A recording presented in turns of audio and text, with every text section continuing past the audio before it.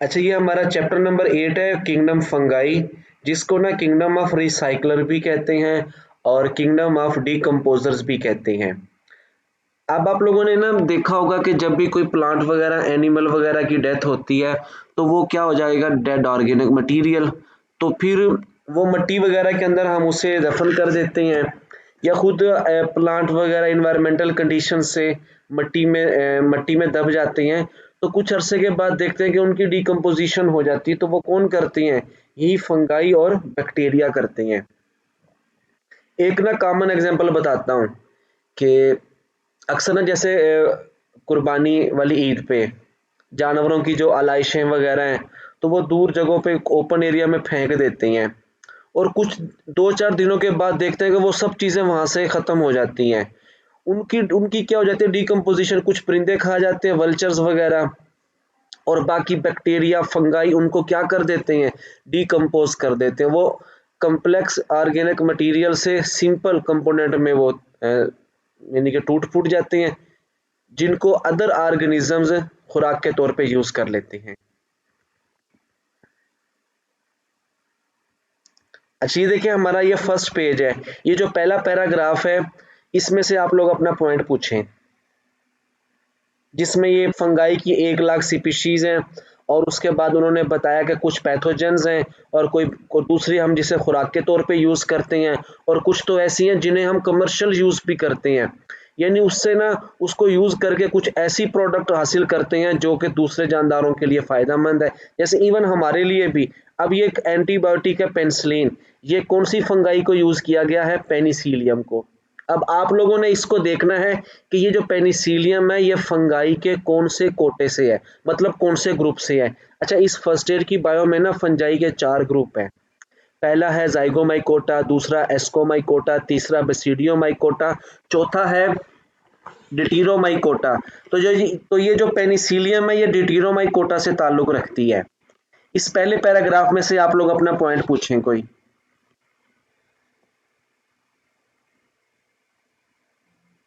अगर क्लियर है तो मैं फिर आगे चलता हूँ, बताएं।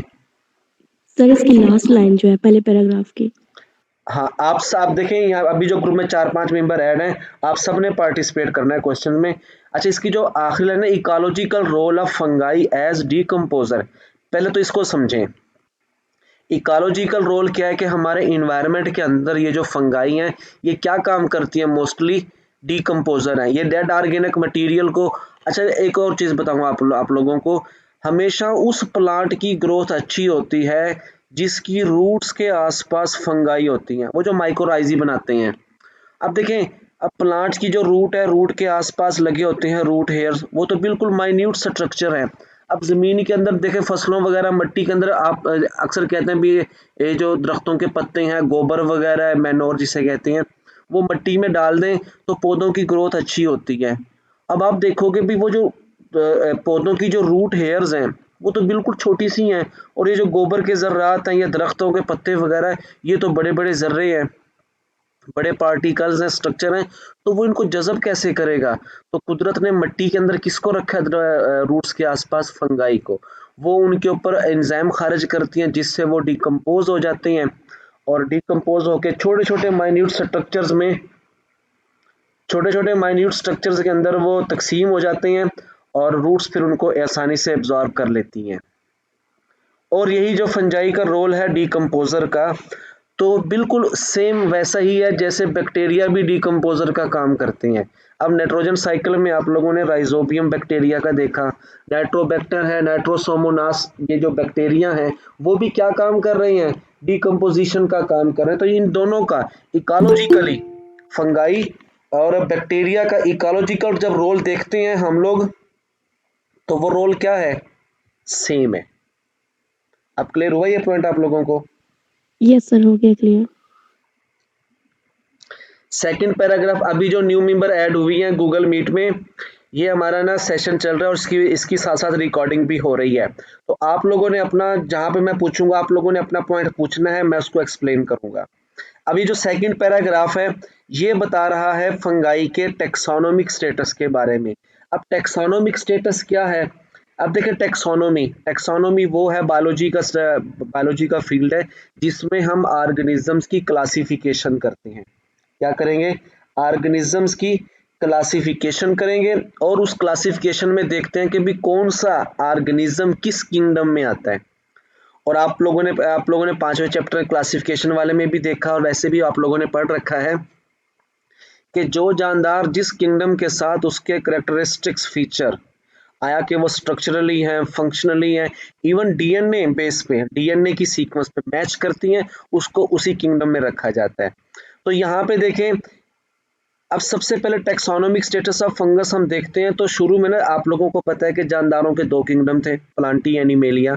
तो सबसे पहले फंजाई को 2 किंगडम सिस्टम के मुताबिक किंगडम प्लांटी में रखा जाता था। अब क्यों रखा जाता था, वो उसकी वजह ये लाइन नंबर 2 में बयान की गई है। आप लोग पढ़ें इसे। लाइन नंबर 2 में ये जो रिजेंबल है प्लांट के साथ, इन 3 बातों की बिना पर किंगडम जितने भी ये खुबियां हैं फंजाई हैं, 2 किंगडम सिस्टम के अकॉर्डिंग इनको किंगडम प्लांटी में रखा जाता था।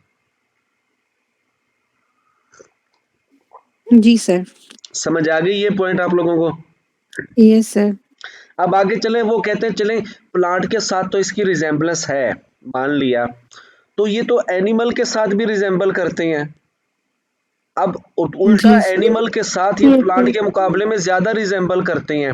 अब कैसे हैं? देखें, फंजाई भी हेट्रोट्रॉफ है और जानवर भी हेट्रोट्रॉफ है। रिजेंबल हो गई। जी सर। उसके बाद देखिए, फंगाई की जो सेल वाल है, चलें सेल वाल है, लेकिन उसमें तो काइटन है, सेलुलोज भी नहीं है। और सेलुलोज तो जानवरों के सेल में भी नहीं होता। एक दूसरी रिजेंबलेंस हो गई।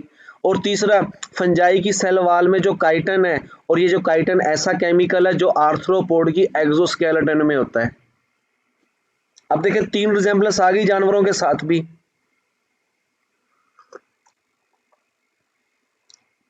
आवाज आ रही है मेरी?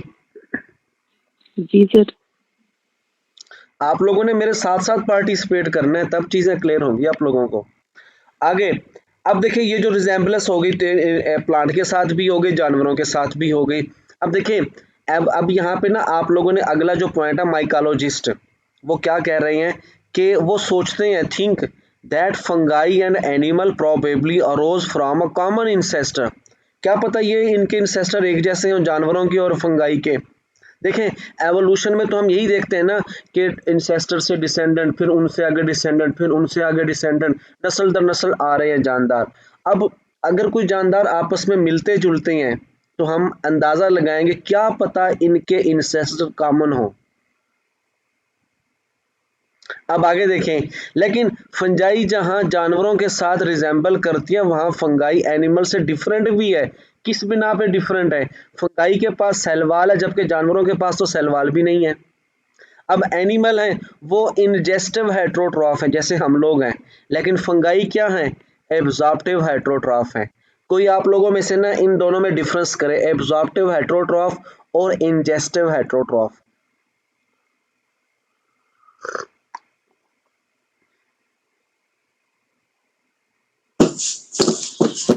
इंजेस्टिव हाइड्रोट्रोफ्स तो ये होते हैं ना कि ऑयल इनटेक करते हैं, या जैसा bye formation of food vacuole होता है।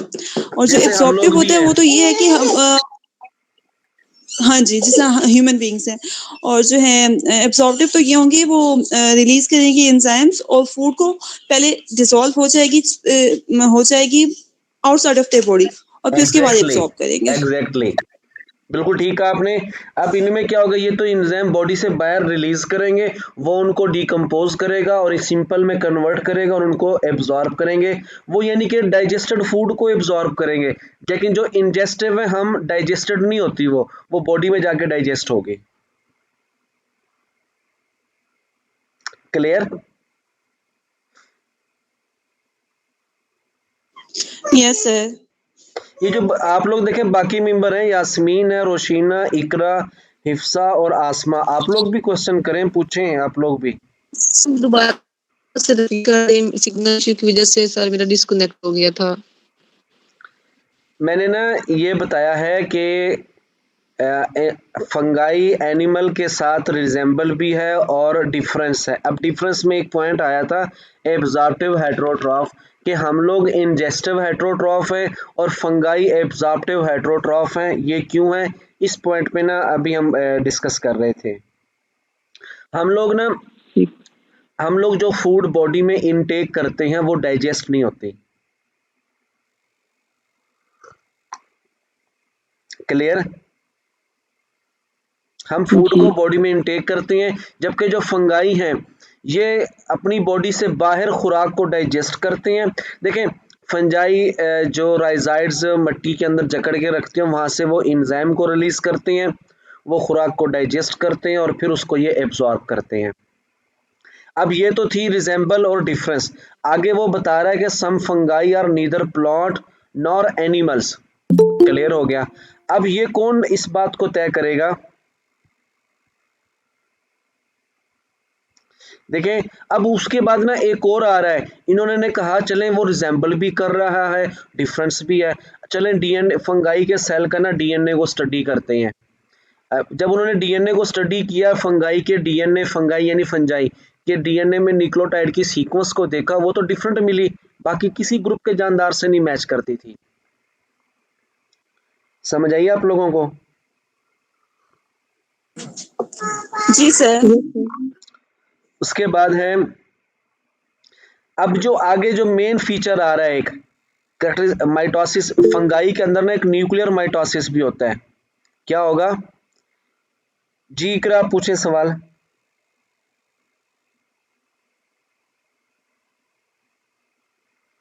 इकरा फातिमा ने हैंड रेस किया है, आप क्वेश्चन पूछें अपना। सर वो वैसे टच हुआ है, इससे आगे क्लियर हो गया पॉइंट। अच्छा, आगे जो आ रहा है ना में एक एक बहुत बड़ी कैरेक्टरिस्टिक्स आ रही है फंगाई की, वो है न्यूक्लियर माइटोसिस। अब ये न्यूक्लियर माइटोसिस का प्रोसेस सिर्फ फंगाई में है, ना तो बैक्टीरिया में है, ना प्रोटिस्ट में है, ना प्लांट में, ना एनिमल में। अब इसमें होगा क्या, न्यूक्लियस की मेम्ब्रेन टूटे बगैर ही उसके अंदर दो न्यूक्लियस बनेंगे। अब वो बाद में न्यूक्लियर मेम्ब्रेन डिसमेंटल हो जाती है, खत्म हो जाती है। कैसे? अब जो स्पिंडल फाइबर बनेंगे वो न्यूक्लियस के अंदर ही बनेंगे, एक चीज, और अंदर ही क्रोमोसोम की वो बकायदा प्रोसेस चलेगा, वो हाफ हाफ तकसीम होंगे और बाद में न्यूक्लियस मेम्ब्रेन अंदर की जानिब पिंच करेगी और दो न्यूक्लियस बन जाएंगे। जैसे सेल की माइटोसिस होती है, सेम माइटोसिस न्यूक्लियस की होगी। समझ आइए आप लोगों को? इसको रीड करके सर तो पूछ। माइटोसिस में सेंट्रियोल्स अपना रोल नहीं प्ले करते जिस तरह के होता है ह्यूमन के माइटोसिस में या एनिमल्स के माइटोसिस में, जो सेंट्रियोल्स होते हैं डुप्लीकेट होकर ऑपोजिट पोल्स पे मूव जी कर जी लेते हैं, बिल्कुल। ऐसा कुछ नहीं होता। देखें देखें आप एक सवाल आप सवाल आप पूछ रही हैं लेकिन आप पॉइंट मिस कर रही हैं। देखें ऊपर ऊपर देखें, मैंने ये एरो लेके सर कर्सर लेके गया। फंजाई में हाँ तो सेंट्रियोल होते ही नहीं है, तो स्पिंडल फाइबर अच्छा कैसे बनेंगे? अच्छा सही है, सेंट्रियोल्स नहीं होते फंजाई में, ठीक है। लेकिन लेकिन लेकिन ये क्या लिखा हुआ है कि instead hmm, mitotic spindle forms with in nucleus. लेकिन यहाँ पर तो न्यूक्लियस के अंदर स्पिंडल भी बन रहे हैं। अब हम्म। ये कैसे बनेंगे, हालांकि इसमें तो सेंट्रियोल भी नहीं है। स्पिंडल स्पिंडल की तो प्रोटीन रिक्वायर्ड होती है, तो वो न्यूक्लियस के अंदर एग्जैक्टली मौजूद होगी। बिल्कुल, आपने बिल्कुल ठीक कहा। फंगाई के न्यूक्लियस के अंदर ना एक एनालोगस रीजन होता है, वहां पे क्या होंगे, ये क्या कहते हैं, स्पिंडल फाइबर कौन सी प्रोटीन के बने होते हैं? माइक्रोट्यूब्यूल्स होती हैं इसमें। स्पिंडल फाइबर में माइक्रोट्यूब्यूल के बने होते हैं, तो वहां पर माइक्रोट्यूब्यूल पड़ी होती है प्रोटीन के फाइबर्स, वो क्या बना देते हैं, स्पिंडल फाइबर बना देते हैं। समझ आ गई आप लोगों को?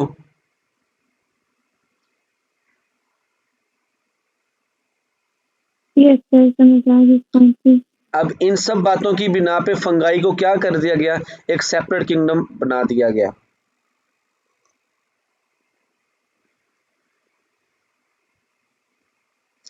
फरवा आप पूछे सवाल अपना, या ये पहला पेज क्लियर है आपको? जी सर। अच्छा, आगे चलते हैं। Body of fungus. अच्छा, फंगस की बॉडी को माइसीलियम कहते हैं और माइसीलियम बनी होती है हाइफी की। ये माइसीलियम कभी देखी है आप लोगों ने?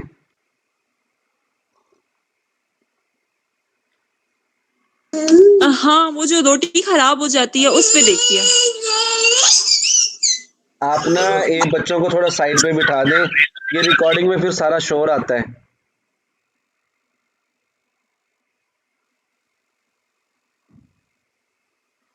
फंगस की ना, फंगस किसी भी शक्ल में हमें नजर आ जाए, ये माइसीलियम कहलाएगा। मैं दिखाता हूँ आपको, आगे कोई बॉडी नजर आएगी।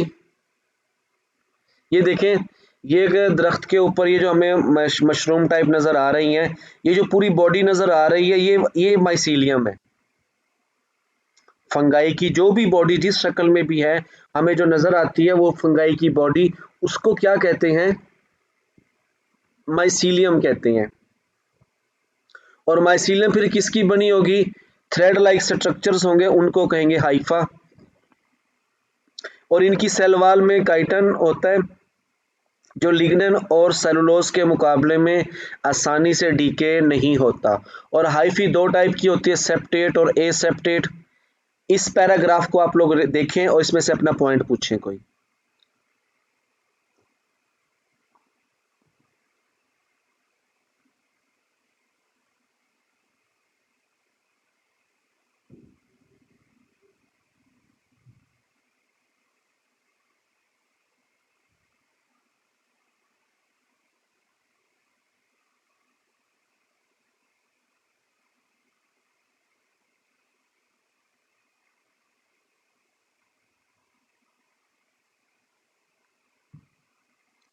इस पैराग्राफ में से आप लोग पूछें कोई सवाल अपना।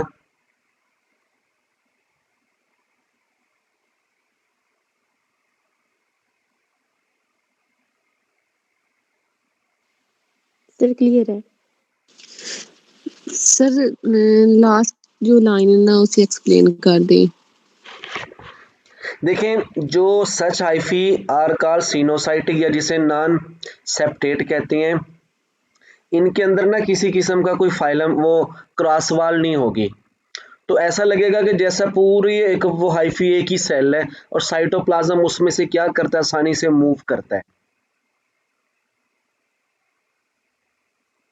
समझ आई ये बात आपको कि इनकी हाइफी में ना अलग अलग सेल नहीं होंगे, कोई क्रॉस वाल नहीं होगी।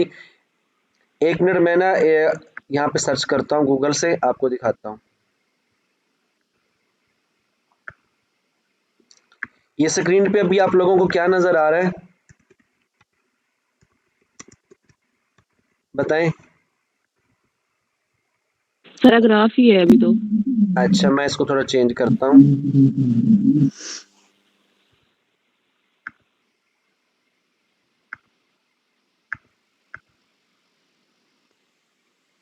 सर इसमें जो सेप्टा होते हैं सर वो भी फिर वही काइटिन के होते हैं,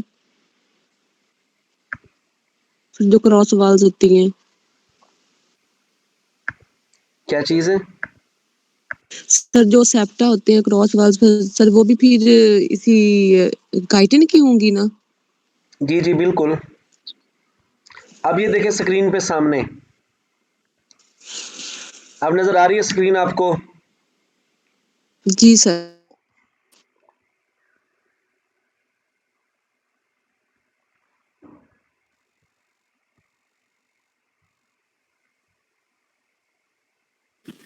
यस सर, नजर आ रही है।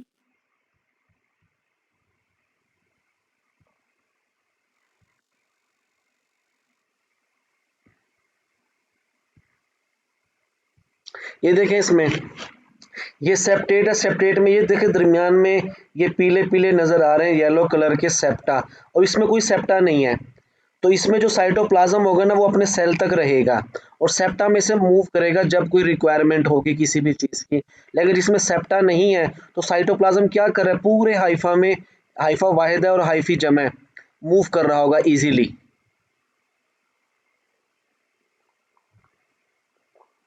समझ आइए अब आप लोगों को सेप्टेट नॉन सेप्टेट की? Yes sir. जी सर। इसमें क्रॉस वाल है, ये जो सेप्टम बना हुआ है ना, जो सेप्टा, सेप्टम सिंगुलर है और सेप्टा इसका प्लूरल है। तो इस सेल का साइटोप्लाज्म इसी सेल में रहेगा, इसमें मूव करके नहीं जाएगा। सब जब कोई रिक्वायरमेंट होगी किसी चीज की वो मूव करेगी बस।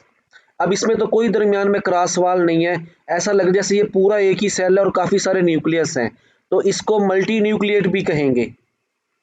इसमें तो एक सेल यहाँ तक है, अगले सेप्टा के बाद अगला अगला सेल होगा, हर एक का एक एक न्यूक्लियस है। यहाँ पे तो क्या है, कोई क्रॉस वाल भी नहीं है, तो ऐसा लग रहा है जैसे ये एक मल्टी न्यूक्लिएटेड सेल है।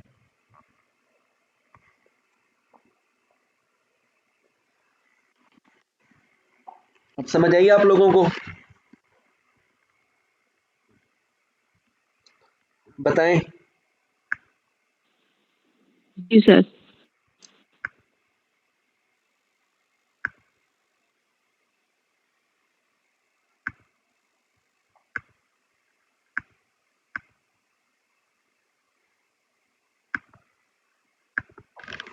जी, अब आगे आ जाएगा, ये इसी के जो अभी हमने बातें शेयर की हैं वो ये हैं। दूसरा इनके पास कंडीशन सूटेबल, ये मोर ग्रोथ करते हैं। अब आगे देखें, hyphae are packed together and organised to form complex reproductive structures such as mushroom, puffball, morels, which can expand rapidly. Yeast are non-hyphal unicellular fungus. अब yeast एक वाहिद फंगाई है जो यूनिसेलुलर है और इसके अंदर किसी किस्म की हाइफी नहीं मौजूद होती और इसके तमाम सेल हेप्लाइड हैं। सिर्फ जब ये सेक्सुअल रिप्रोडक्शन करता है तो इनके दो हेप्लाइड सेल आपस में फ्यूज करते हैं, उनके जेनेटिक मटेरियल न्यूक्लियस भी, तो वो बन जाता है डिप्लाइड स्ट्रक्चर, उसको कहते हैं जाइगोट। इस पैराग्राफ में से पूछें न्यूट्रिशन से पहले अपना पॉइंट कोई भी।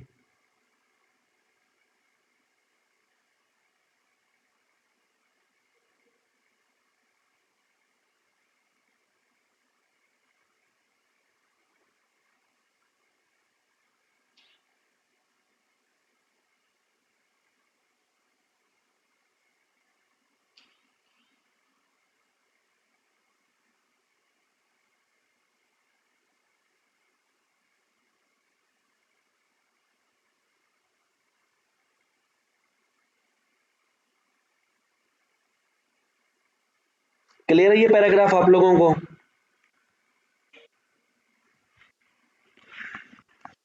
Yes sir. नीचे है सर नहीं? ये जी जी, जो नॉन हाइपर है तो सर ये फिर माइसीलियम का नहीं होगा यीस्ट?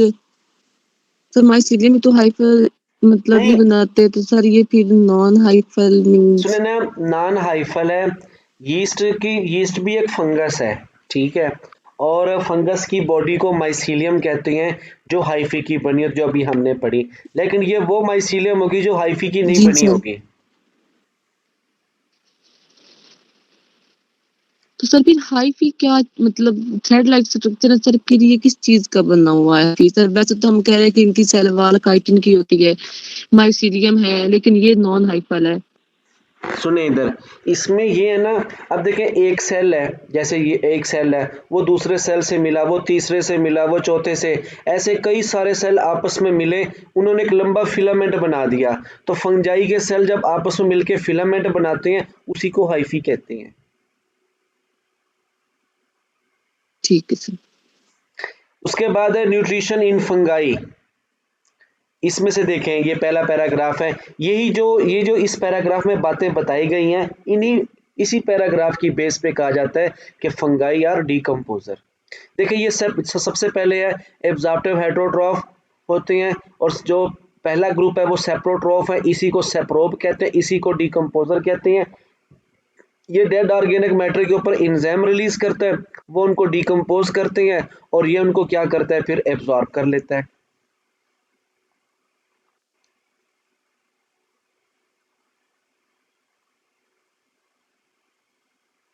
समझ आई इस बात की आप लोगों को? ये सेप्रोट्रॉफ है, सेप्रोट्रॉफ सेप्रोब डीकम्पोजर एक ही मतलब है, जो डेड ऑर्गेनिक मटेरियल को डीकम्पोज करके उसको सिंपल में चेंज करके उसमें से अपने न्यूट्रिएंट को एब्जॉर्ब करते हैं। जी सर।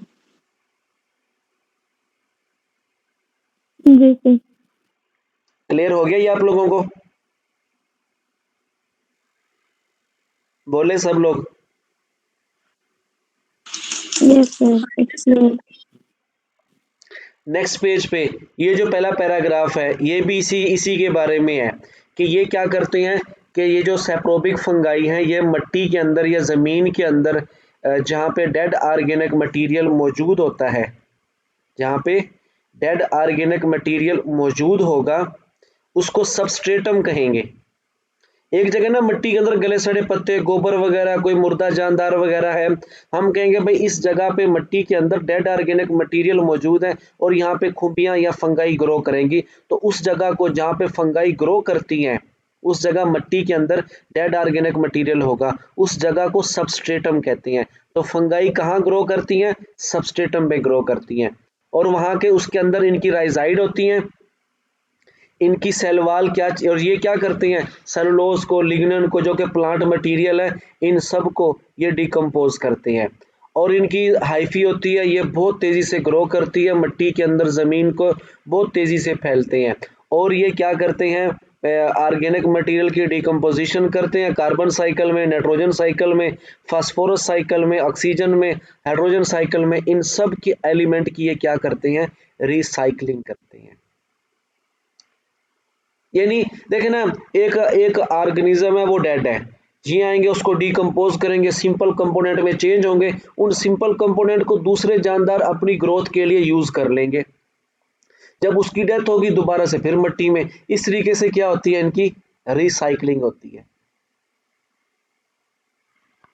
क्लियर?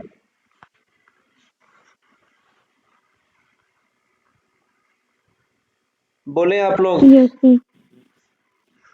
जी सर। अच्छा आगे देखें, नीचे वाला जो आ रहा है ये वाला पैराग्राफ है, ये है फंगाई की कौन सी न्यूट्रिशन होगी? The parasitic nutrition. Some fungi are parasite. अब आप लोग समझ जाएं, पैरासाइट वो होता है जो अपने होस्ट से खुराक लेगा और उसमें बीमारियां पैदा करेगा, उसी को क्या कहते हैं? पैरासाइट कहते हैं। प्रीडेटर वाला नीचे वाले पैराग्राफ में, पहले इस पैराग्राफ को देखते हैं और कुछ म्यूचुअलिस्टिक होती हैं। अब ये जो पैरासाइटिक होंगी, इनकी हाइफी की जो टिप होगी, हाइफी का जो टिप वाला सिरा होगा उसे कहते हैं हिस्टोरिया। ये अपने हिस्टोरिया को अपने पैरासाइट के अंदर क्या करता है? इंसर्ट करता है, वहां से न्यूट्रिएंट को ये एब्जॉर्ब कर लेती हैं।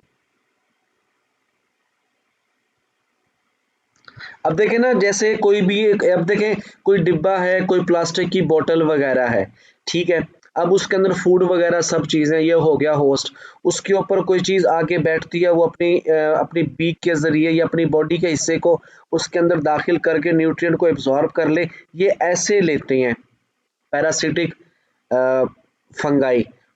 कुछ होती हैं फैकल्टेटिव और कुछ फैकल्टेटिव होती हैं जो जानदार मीडियम में भी ग्रो कर जाते हैं, बेजान मीडियम में भी ग्रो कर जाते हैं, और कुछ होते हैं ओब्लिगेट पैरासाइट, ये सिर्फ और सिर्फ अपने लिविंग होस्ट से ही खुराक लेंगे, किसी आर्टिफिशियल मीडिया पे ये ग्रो नहीं करते। अब इसकी मिसाल क्या है? माइल्ड्यूज हैं। पढ़े इस पैराग्राफ में से, पूछें अपने सवाल।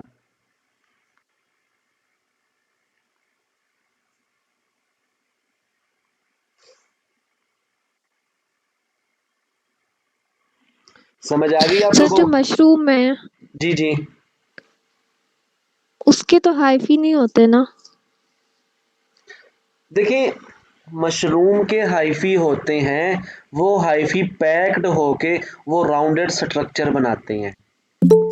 ये ऐसे ही है जैसे एक झाड़ू है ना, झाड़ू, ठीक है, क्या चीज? झाड़ू। अब वो जो झाड़ू है ना, ये है माइसीलियम, उसकी जो सीखें हैं वो हाइफी हैं। सर उसके निचली साइड पे जो नजर आते हैं वो होते हैं हाइफी? वो उसकी जो मिट्टी के अंदर होती हैं, या जो ऊपर वो वही जो, मट्टी वाले होते हैं हाइफी? नहीं वो गिल्स हैं जहाँ पे?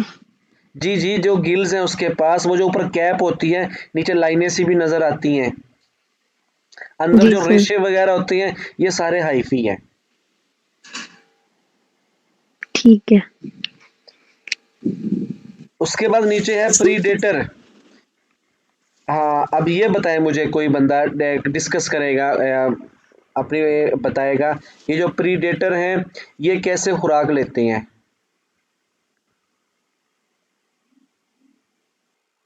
सदफ आप इसको रीड करें। सम fungi are active predators.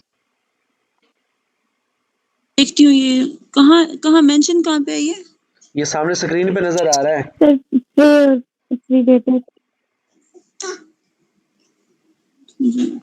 Some fungi are active predators. The oyster mushroom is a carnivorous predatory fungus. It paralyzes a nematode, penetrate them, and absorb their nutritional contents, primarily to fulfill nitrogen requirements, fulfills glucose requirements by breaking the wood. Some species of इसमें यही है कि इसको rap कर लेती है और rap करने के बाद उसको नाइट्रोजन जो है वो एब्सॉर्ब कर लेती है बाय रिलीजिंग इट्स एंजाइम।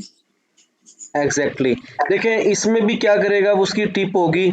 अब देखें ये क्या करेगा, आर्थ्रोबोटायरस है, ये जो स्पीशीज है फंगाई की ट्रैप, ये क्या करता है नीमाटोड वगैरह को, नीचे डायग्राम में देखें नीमाटोड को ना ये क्या करेंगे अपने उसके उसको ना ट्रैप कर लेंगे। तो फिर क्या करेंगे उसके ऊपर कुछ केमिकल सेक्रीट करते हैं जिससे वो ना पैरालाइज हो जाते हैं। क्लियर, पैरालाइज हो जाएंगे और फिर अपनी हाइफी की टिप उसकी बॉडी में इंसर्ट करके वहां से न्यूट्रिशनल कंटेंट खुराक वगैरह खास तौर पे नाइट्रोजनी मटेरियल जैसे प्रोटीन वगैरह उसको ये एब्जॉर्ब कर लेते हैं।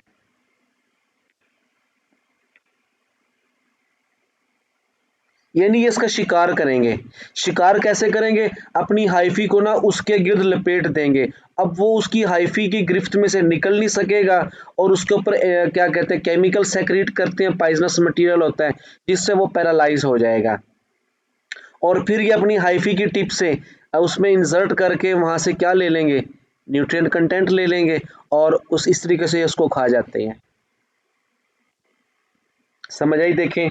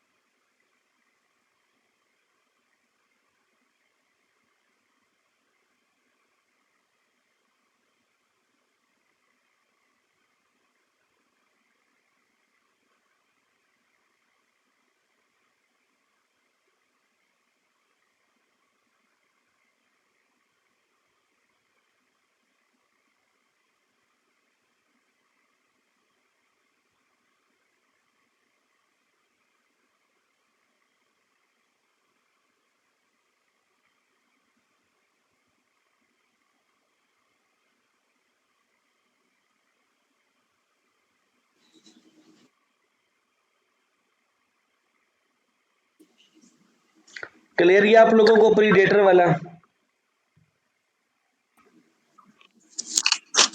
जी सर।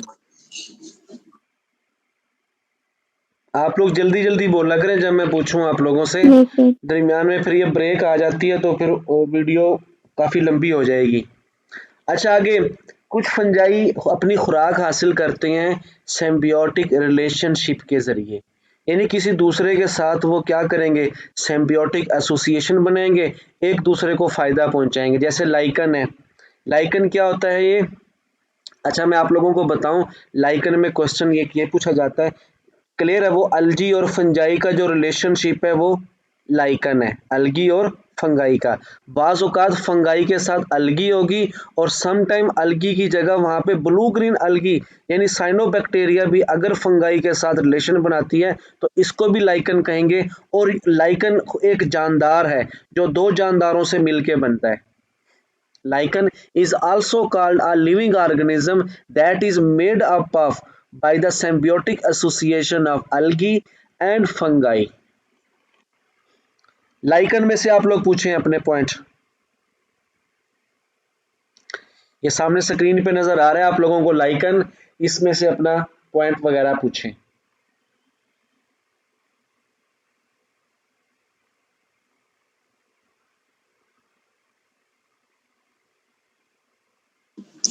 सर ये जो पॉइंट है ना, they are ecologically very important as bio indicators of air pollution. इस पॉइंट को सर एक्सप्लेन कर दे कि एज अ बायो इंडिकेटर कैसे यूज होते हैं, क्या चीज जो है वो इंडिकेट करेगी इस चीज अब की। सुने ऐसे सुने कोई कलर चेंज हो जी, जाता है, सब पहले पहले पढ़ा था, याद नहीं है मुझे। मैं आपको समझाता हूँ आप लोगों को। ऊपर वाला पैराग्राफ क्लियर है, ये वाला मैंने पूछा, ये ऊपर वाला पैराग्राफ क्लियर है आप लोगों को? फिर मैं नीचे बायो इंडिकेटर वाला एक्सप्लेन करता हूँ। हाँ क्लियर है, वैसे क्लियर ही है। ये जो बाकी मेंबर बैठे हैं, जी sir clear. Yes sir clear है। आप लोग भी बोल लिया करें। Yes sir. मैं एक बात बताऊं आप लोगों को, चले यहाँ पे हमारा जैसे इंटरेक्शन होता है गूगल मीट पे, तो आप लोग बोलने के मामले में वो जो कहते हैं ना अक्सर मुंह फट, ऐसे हो जाएं बस। ठीक है गलत है, जैसे किसी ने पूछना बोलने बताएं, आप फौरन से बता दें, ताकि अगले को भी आइडिया हो जाए भी आप लोगों को पॉइंट समझ आ गया है या नहीं समझ आया। अब देखें, बायो इंडिकेटर सबसे पहले समझें भी बायो इंडिकेटर क्या है। और इसको समझने से पहले देखें, इंडिकेटर जो इंडिकेट करे दूसरे के बारे में बताए। अब बायो इंडिकेटर ऐसा जानदार है जो दूसरी चीज के बारे में बताएगा। अब यहाँ पे जो लाइकन है, ये बायो इंडिकेटर है किस चीज का? एयर पोल्यूटेंट्स का। किसका? एयर पोल्यूटेंट्स का। ये क्या है? बायो इंडिकेटर है।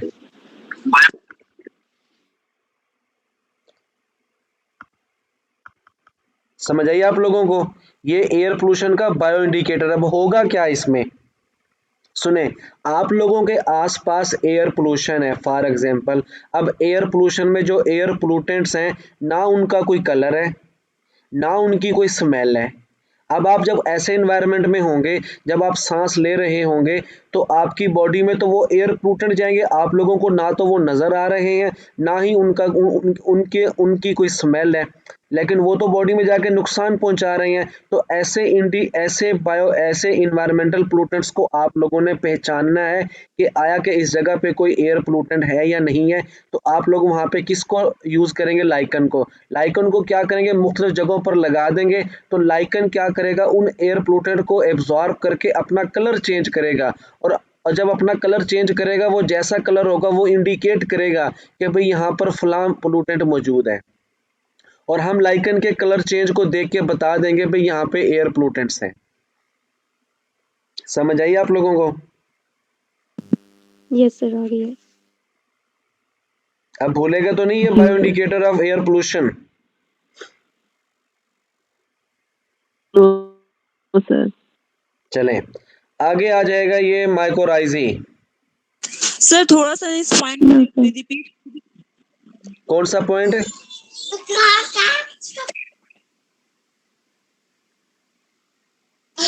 सर ये जो बायो इंडिकेटर वाला है, इसको थोड़ा सा लास्ट ना रिपीट कर दी। पता नहीं मेरा नेट का इशू था, मुझे पता नहीं चला, समझ नहीं आई मुझे।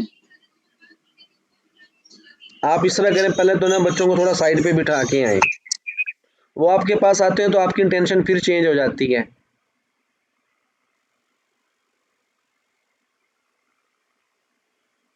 अच्छा sir. They are ecologically very important as bio indicator of air pollution. ये जो लाइकन है, ये एयर पोल्यूशन के बायो इंडिकेटर हैं। ये एयर पोल्यूशन को पहचानने का काम करते हैं। ये बताते हैं कि इन्वायरमेंट में कौन सा एयर पोल्यूटेंट मौजूद है। अब सम टाइम ऐसे पोल्यूटेंट आ जाते हैं, ना तो उनका कोई कलर होता है, ना ही उनकी कोई स्मेल होती है, लेकिन वो तो जानदारों के रेस्पिरेटरी सिस्टम को नुकसान पहुंचाएंगे। तो ऐसों को हमने ऐसे पोल्यूटेंट्स को पहचानना भी है और उनको कम भी करना है, रिड्यूस करना है उनको। तो लाइकन क्या करेंगे? वो आसपास इन्वायरमेंट में मौजूद एयर पोल्यूटेंट को एब्जॉर्ब करेंगे। जिस तरीके से एयर पोल्यूटेंट कम हो जाएगा, और दूसरा ये एब्जॉर्ब करता है तो लाइकन का कलर चेंज हो जाता है। जब लाइकन का कलर चेंज होगा, तो हमें इंडिकेशन मिल जाएगी भी फला पोल्यूटेंट यहाँ पर थे। ये अपना कलर चेंज करके एयर पोल्यूटेंट्स की इंडिकेशन देता है। Okay sir.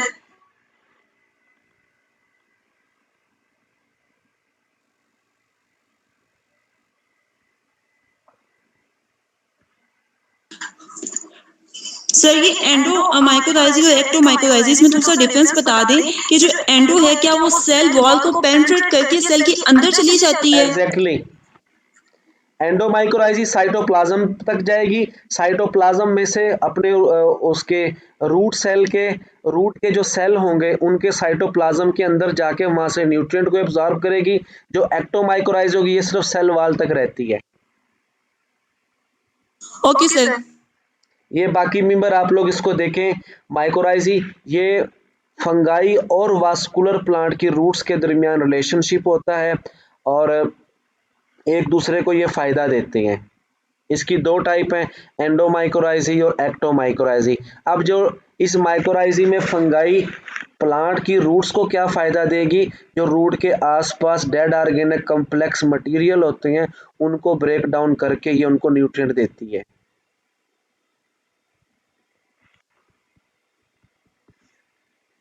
क्लियर? और इनकी दो टाइप है, एंडोमाइकोराइजी और एक्टोमाइकोराइजी। ये उनके साइटोप्लाज्म तक जाती है और एक्टो कहाँ होगी, ये बाहर होगी।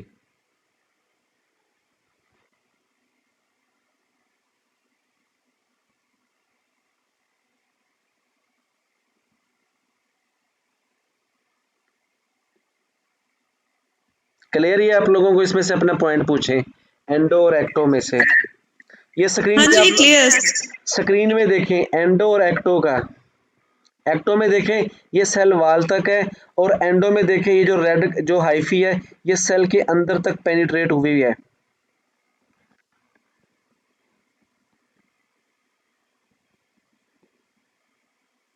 सर ये एक्टो में ज्यादा थिक हाइफी क्यों दिखाए हुए हैं इसके बाइट? एक्टो के जी एक्टो में क्या करते हैं, ये सेल के अंदर तो देखें चाहे एंडो है चाहे एक्टो है, सुनिएगा तो इसमें क्या होगा कि ये उनके रूट के जो आउटर सेल्स हैं वहां तक होते हैं। अब जो एक्टोमाइकोराइजी है ये सेल के अंदर तक तो पेनिट्रेट होगी नहीं, तो इसलिए ये क्या करते हैं बाहर की तरफ कॉइलिंग करती है ज्यादा, क्योंकि इनको जैसे जैसे फूड मिलती है ये अपनी ग्रोथ को तेज करते हैं और ये आउटर सेल्स के गिर्द कॉइल करना स्टार्ट कर देते हैं ताकि ये ज़्यादा से ज़्यादा डिकम्पोजिशन करके प्लांट सेल को फूड दे सके और उनसे फूड ले सके डिकम्पोजिशन करने के लिए। जी सर।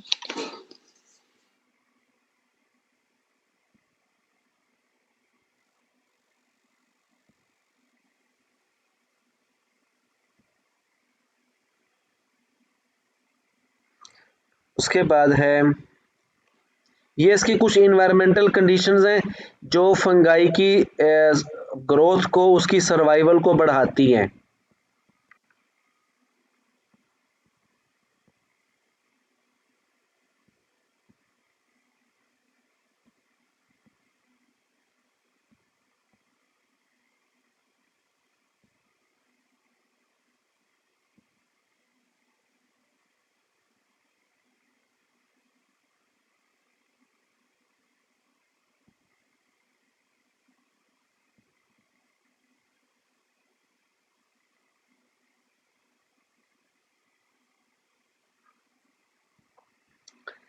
उसके बाद है रिप्रोडक्शन। फंगाई की जो रिप्रोडक्शन है ये सबसे पहले एसेक्सुअल रिप्रोडक्शन देखें, ये स्क्रीन पे ये स्पोर बना के अपनी रिप्रोडक्शन करते हैं जो कि इनके अंदर मोस्ट कॉमन मेथड है। और फंगाई की हाइफी के ऊपर स्पोरेंजिया लगे होते हैं और जिस हाइफी के ऊपर स्पोरेंजिया होगा उस हाइफी को कहेंगे स्पोरेंजियोफोर। फोर कहते हैं ब्रांच को। इसमें से पूछें अपने सवाल।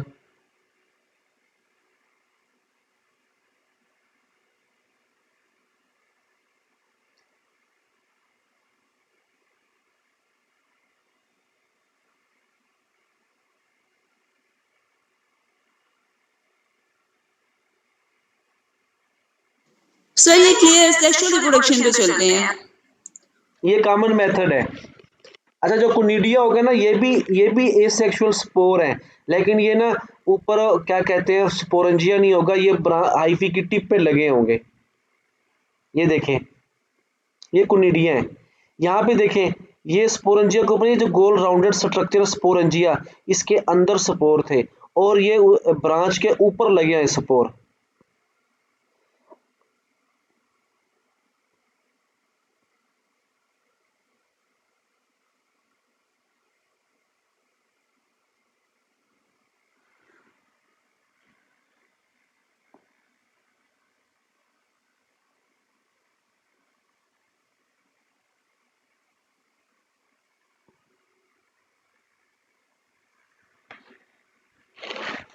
सेक्सुअल रिप्रो अच्छा, एक और सेकंड मेथड है सेक्सुअल का, बडिंग, ये आप लोगों को पता होगा। सेक्सुअल रिप्रोडक्शन, ये मैं सेक्सुअल रिप्रोडक्शन पे ना मैं यहाँ पे स्क्रीन आप शेयर करता हूँ, उससे मैं आप लोगों को समझाता हूँ।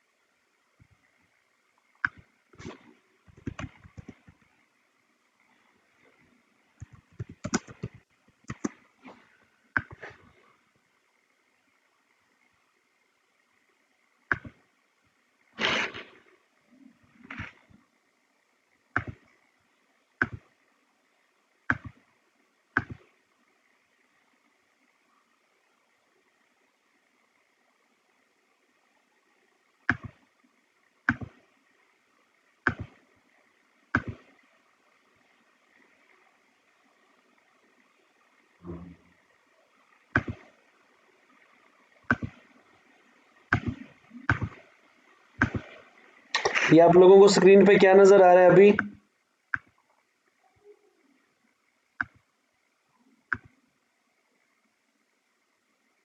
सर अभी तो कुछ भी नहीं नजर आ रहा। सर कुछ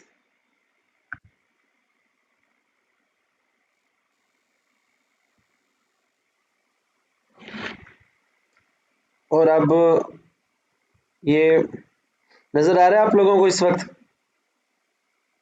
यस सर। ये देखें ना यहाँ पे, ये दो, ये हाइफी के दो सेल हैं इस वक्त, दो हाइफल सेल हैं। क्लियर?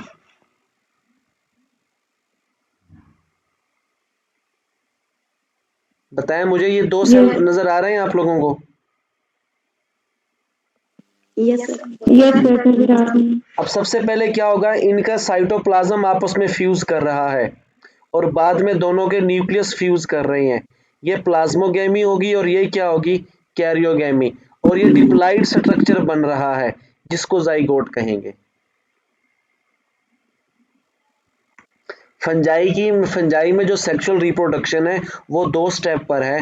देखें आप, मिसाल के तौर पर एक फिलामेंट में 15 सेल हैं, दूसरी हाइफी में भी 15 सेल हैं, 15 सेल इस हाइफी के, 15 सेल इस हाइफी के, तो इनके जो टिप वाले सेल हैं 15वें नंबर वाले, वो दो आपस में आके फ्यूज करेंगे। पहले उनका साइटोप्लाज्म फ्यूज होगा, उनकी सेल मेम्ब्रेन टूटेगी, सेल वॉल टूटेगी, साइटोप्लाज्म फ्यूज होगा और मिक्स होगा, फिर उसके बाद दोनों का न्यूक्लियस फ्यूज होगा, तो क्या हो जाएगा, ये प्लाज्मोगेमी और कैरियोगेमी हो जाएगी। और नतीजे में देखिए, आप लोगों को पता है कि फंजाई के तमाम सेल हेप्लाइड हैं, तो ये भी हेप्लाइड है, ये भी हेप्लाइड है, तो यहाँ आके जब इकट्ठा होगा तो क्या बन जाएगा, बताएं, बोलें? Diploid cell. Diploid cell. और सुने, अब ये स्क्रीन पे आ जाए सामने। अब देखिए, सेक्सुअल रिप्रोडक्शन जो भी है ये प्लाज्मोगेमी और कैरियोगेमी का नतीजा है। समझ आ गई? जी सर। बुक नजर आ रही है स्क्रीन पे? मैंने पूछा, बुक नजर आ रही है आप लोगों को स्क्रीन पे? No sir.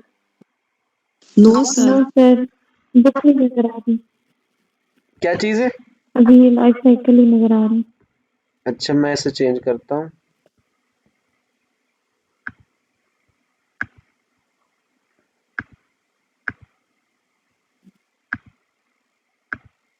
अब ये बुक आ गई।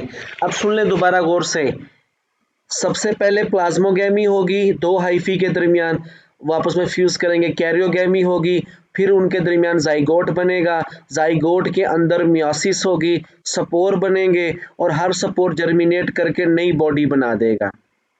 ये है फंजाई की सेक्सुअल रिप्रोडक्शन। आया कि वो बेसिडियोमाइकोटा में है, तो नतीजे के तौर पर एंड पे जाके मियासिस के बाद बेसिडियोस्पोर बनेंगे। अगर ये एस्कोमाइकोटा में है तो एस्कोस्पोर बनेंगे। ये सब चीज़ें हैं, और जिस चीज़ के अंदर स्पोर लगते हैं, बनते हैं, उसे कहते हैं स्पोरेंजियम, और स्पोरेंजियम को फ्रूटिंग बॉडी कहते हैं। और इनकी फ्रूटिंग बॉडी या स्पोरेंजियम के नाम इनके ग्रुप की वजह से हैं। इस पेज को पढ़ें और पूछें इसमें से अपना सवाल।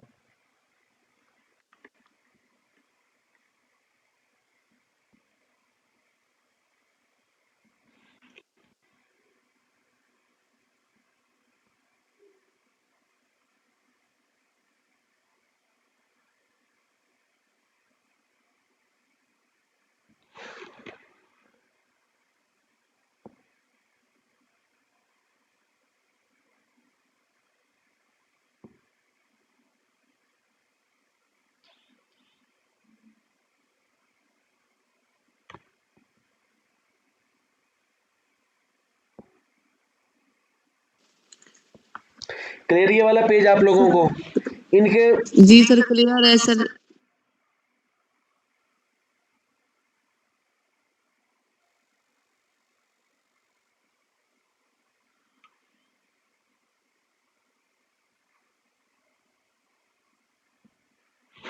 प्लाज्मोगेमी, कैरियोगेमी आप लोगों को समझ आ गई?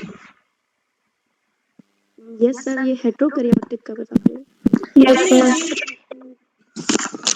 अब सुने, एक मिनट सुने, हेट्रोकैरियोट डाइकैरियोटिक क्या चीज़ है। देखें, आप इमेजिन करें कि वो जो टिप वाले सेल आपस में फ्यूज कर रहे हैं, उनमें सबसे पहले कौन सा प्रोसेस होगा? साइटोप्लाज्म की मिक्सिंग का। उसे क्या कहेंगे? प्लाज्मोगेमी। हो गई? Yes sir. जी अब सर। उसके बाद दोनों न्यूक्लियस आपस में फ्यूज करेंगे। अब आप लोग समझ लें कि वो दोनों न्यूक्लियस अगले 20 दिन तक फ्यूज नहीं हुए, तो वो जो प्लाज्मोगेमी हो गई थी और अभी कैरियोगेमी नहीं हुई, तो कैरियोगेमी से पहले उस आखिरी जो दो सेलों से मिलके एक बड़ा सेल बना है प्लाज्मोगेमी के नतीजे में, तो उसके अंदर कितने न्यूक्लियस हैं? 2। एक इस हाइफी का, एक दूसरी हाइफी का। अभी उन्होंने कैरियोगेमी नहीं की, तो वो जो दो न्यूक्लियस एक साथ पड़े हैं, तो उस सेल को क्या कहेंगे? हेट्रोकैरियोटिक, यानी कि दो अलग अलग न्यूक्लियस हैं। और या उसको कहेंगे दो न्यूक्लियस वाला सेल डाइकैरियोटिक। कैरियोटिक कहते हैं न्यूक्लियस को।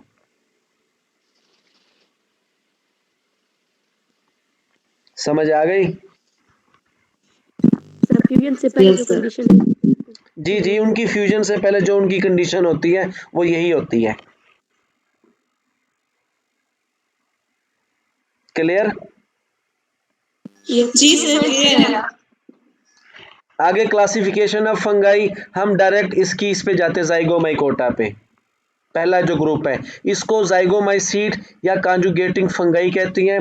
मैं आप लोगों को ये सामने डायग्राम से समझाता हूँ। डायग्राम कंप्लीट नजर आ रही है? जी सर। देखें, इसमें एक ये वाली फंजाई है जो पिंक कलर की है, और एक ये ग्रीन कलर की फंजाई है। समझ आ गई? बोले तो सही आप लोग। जी सर। जी सर। अब एक को कहेंगे माइनस मेटिंग स्ट्रेन, और एक को कहेंगे पॉजिटिव। नेगेटिव और पॉजिटिव। अब देखें, एनिमल के अंदर हायर प्लांट में मेल फीमेल का कंसेप्ट है। मेल फीमेल दोनों बॉडी अलग होती हैं।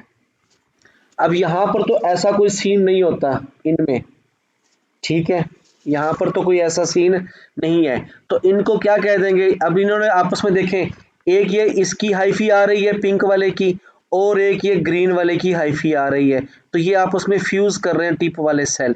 एक को नेगेटिव कह दिया, एक को पॉजिटिव कह दिया। समझ आ गई? इसको फिर जूम करके दिखाया, नेगेटिव पॉजिटिव। अब देखें यहाँ पे क्या बना हुआ है, गैमीटंजिया। ये जो आखिरी सेल है ना, टिप वाले सेल हैं जो आपस में फ्यूज कर रहे हैं, जो रिप्रोडक्शन में हिस्सा ले रहे हैं। अब यहाँ पे गैमीट वगैरह तो नहीं बनते, लेकिन गैमीट के साथ तशबीह दी गई है। ये गैमीटंजिया है, नेगेटिव और पॉजिटिव। इन्होंने आपस में फ्यूज करके साइटोप्लाज्म की फ्यूजन की, फिर न्यूक्लियस की फ्यूजन की, तो क्या बना दिया, जाइगोट। और जाइगोट ने अपने ऊपर बना दी थिक वाल, और जिस चीज के ऊपर थिक वाल हो वो सपोर कहलाता है। तो ये जाइगोट को क्या कहेंगे, जाइगोस्पोर का नाम देंगे कि इस जाइगोट ने अपने ऊपर थिक वाल बनाई और ये क्या बन गया, जाइगोस्पोर। ये समझ आ गया, ये 3-4 स्टेप। जी सर। जाइगोस्पोर बनने की वजह से इन फंजाई को जाइगोमाइसीट्स कहते हैं, और जाइगोमाइसीट्स के ग्रुप को जाइगोमाइकोटा कहते हैं। क्यों कहते हैं भी, यहाँ पे जाइगोस्पोर बनता है। जब जाइगोस्पोर बन गया, अब जाइगोस्पोर ने जर्मिनेशन करनी है। अब इसके अंदर डिप्लॉइड न्यूक्लियस है। अब मियासिस अकर ड्यूरिंग जर्मिनेशन। जब जाइगोस्पोर के न्यूक्लियस में क्या होगी, मियासिस होगी, तो क्या बनेंगे, 4 न्यूक्लियस बनेंगे या 4 स्पोर, और हर एक अपनी अपनी ग्रोथ करके बॉडी बनाएगा। यहाँ पे एक की बॉडी दिखाई है, और वो स्पोर बना के बिखेर देगा काफी सारे स्पोर। कुछ ये जर्मिनेशन कर रहे हैं, कुछ ये जर्मिनेशन कर रहे हैं, तो वही फिर आपस में दोबारा से फिर क्या शुरू कर देंगे, सेक्सुअल रिप्रोडक्शन। और ये है जाइगोमाइकोटा का लाइफ साइकिल। और कौन से जाइगोमाइकोटा का, राइजोपस का, जिसका नाम है ब्लैक ब्रेड मोल्ड। जाइगोमाइसीट कहते हैं, ये चीजें हैं। ये इसका थोड़ा सा खुलासा दिया गया है, इसे आप लोग पढ़ें, जाइगोमाइकोटा वाले पैराग्राफ को।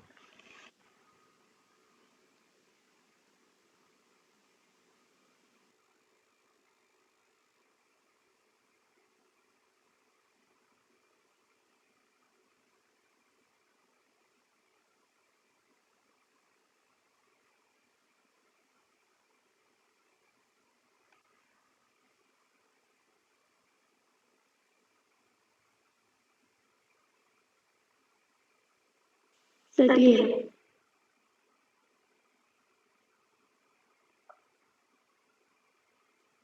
किया आप लोगों को। अब आ जाएं आप लोग एस्कोमाइकोटा पे। एस्कोमाइकोटा वाला आप लोग खुद रीड करें, अभी इस पैराग्राफ को रीड करें।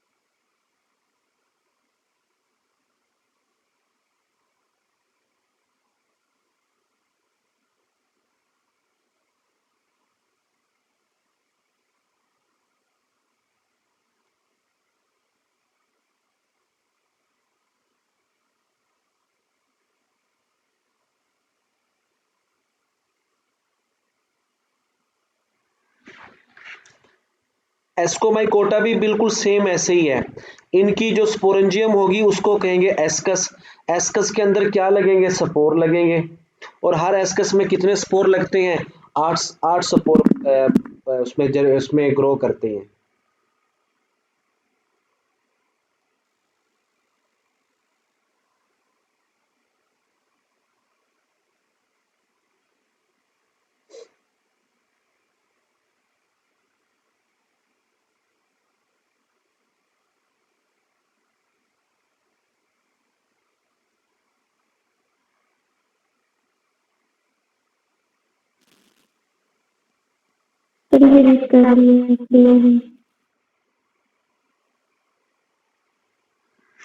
समझ नहीं आई, क्या कहा आपने?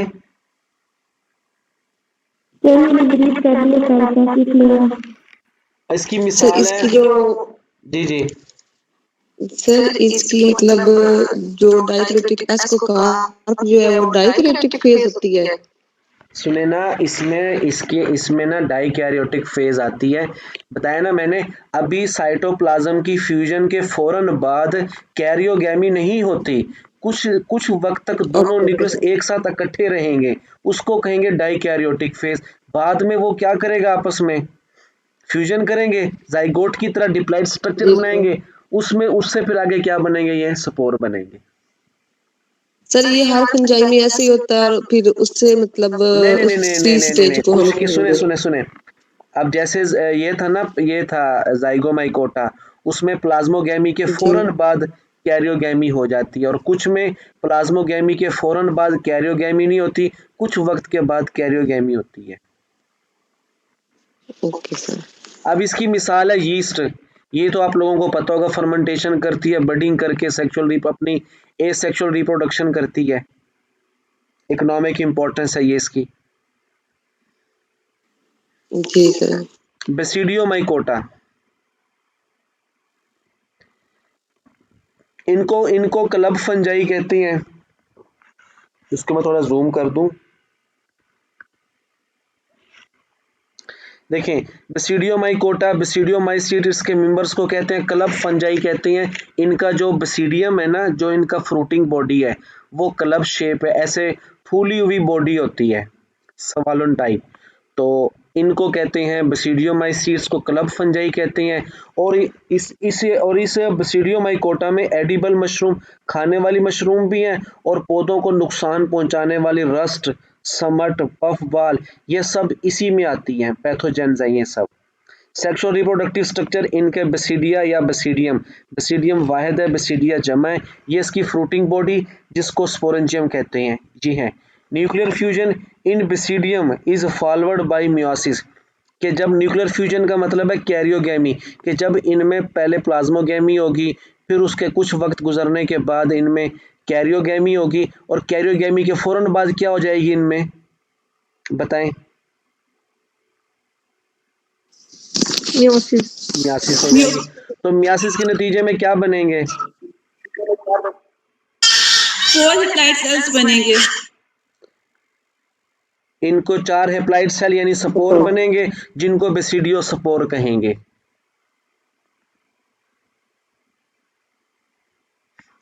और अच्छा, इनके जो बेसिडियो स्पोर होंगे वो बेसिडियम के ऊपर लगते हैं।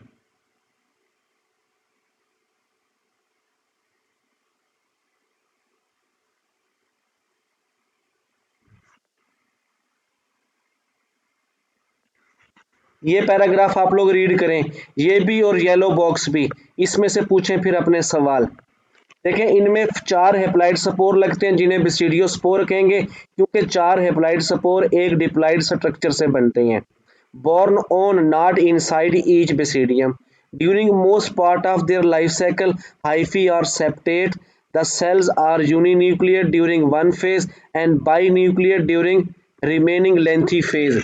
इस बात को समझें कि जब उन्होंने प्लाज्मोगैमी की, तो उनके अंदर प्लाज्मोगैमी में जहाँ पे प्लाज्मोगैमी होगी, वहाँ पर दो दो सेल के न्यूक्लियस आपस में इकट्ठे हो जाएंगे, और उसको कहेंगे डाइकैरियोटिक फेज, जो कि लेंथी फेज होगा।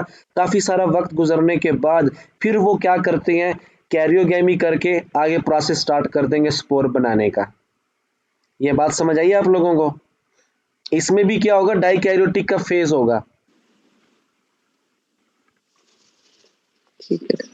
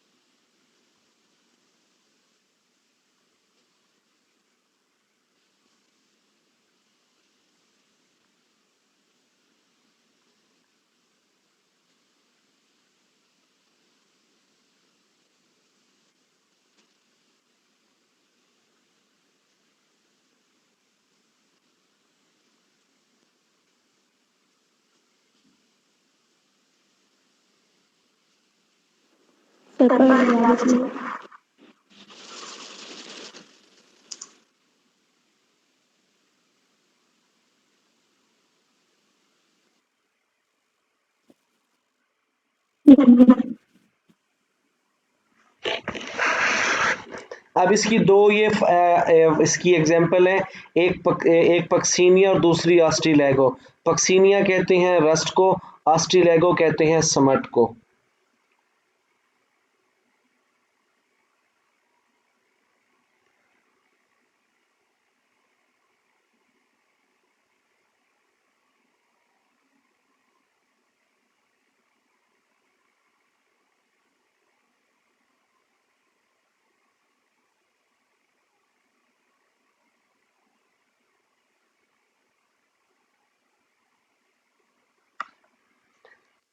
ये अब इसके समझे रस्ट और समट।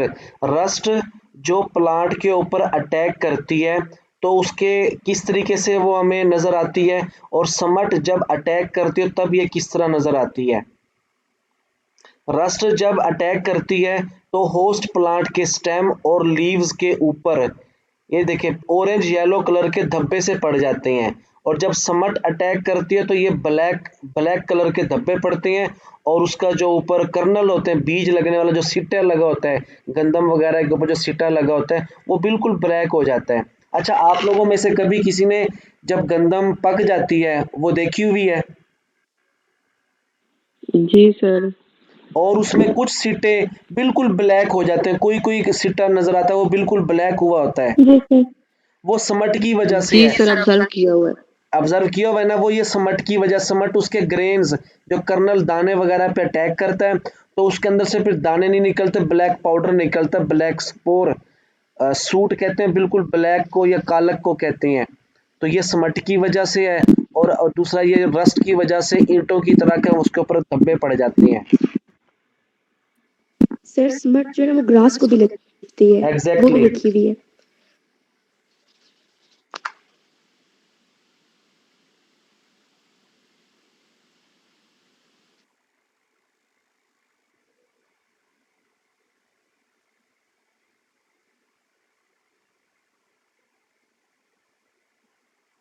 ये क्लियर आप लोगों को? Yes sir. Yes sir.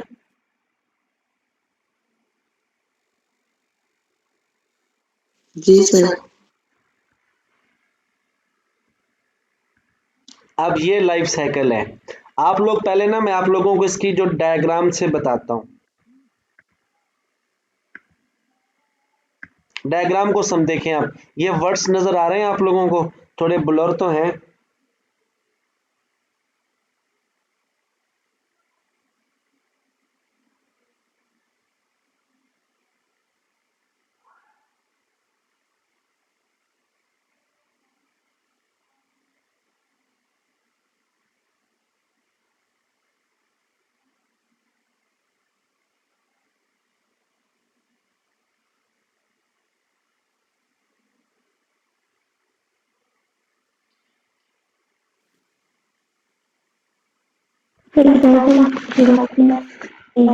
मैं यहाँ पे ना डायग्राम थोड़ी ब्लर नजर आ रही है, मैं गूगल से डायग्राम निकाल के वहां से समझाता हूँ फिर आप लोगों को, फिर हम उसके लाइफ साइकिल को रीड करते हैं। सर ये बिल्कुल क्लियर नजर आ रही है। एक थोड़ी बड़ी डायग्राम निकाल लेते हैं अभी।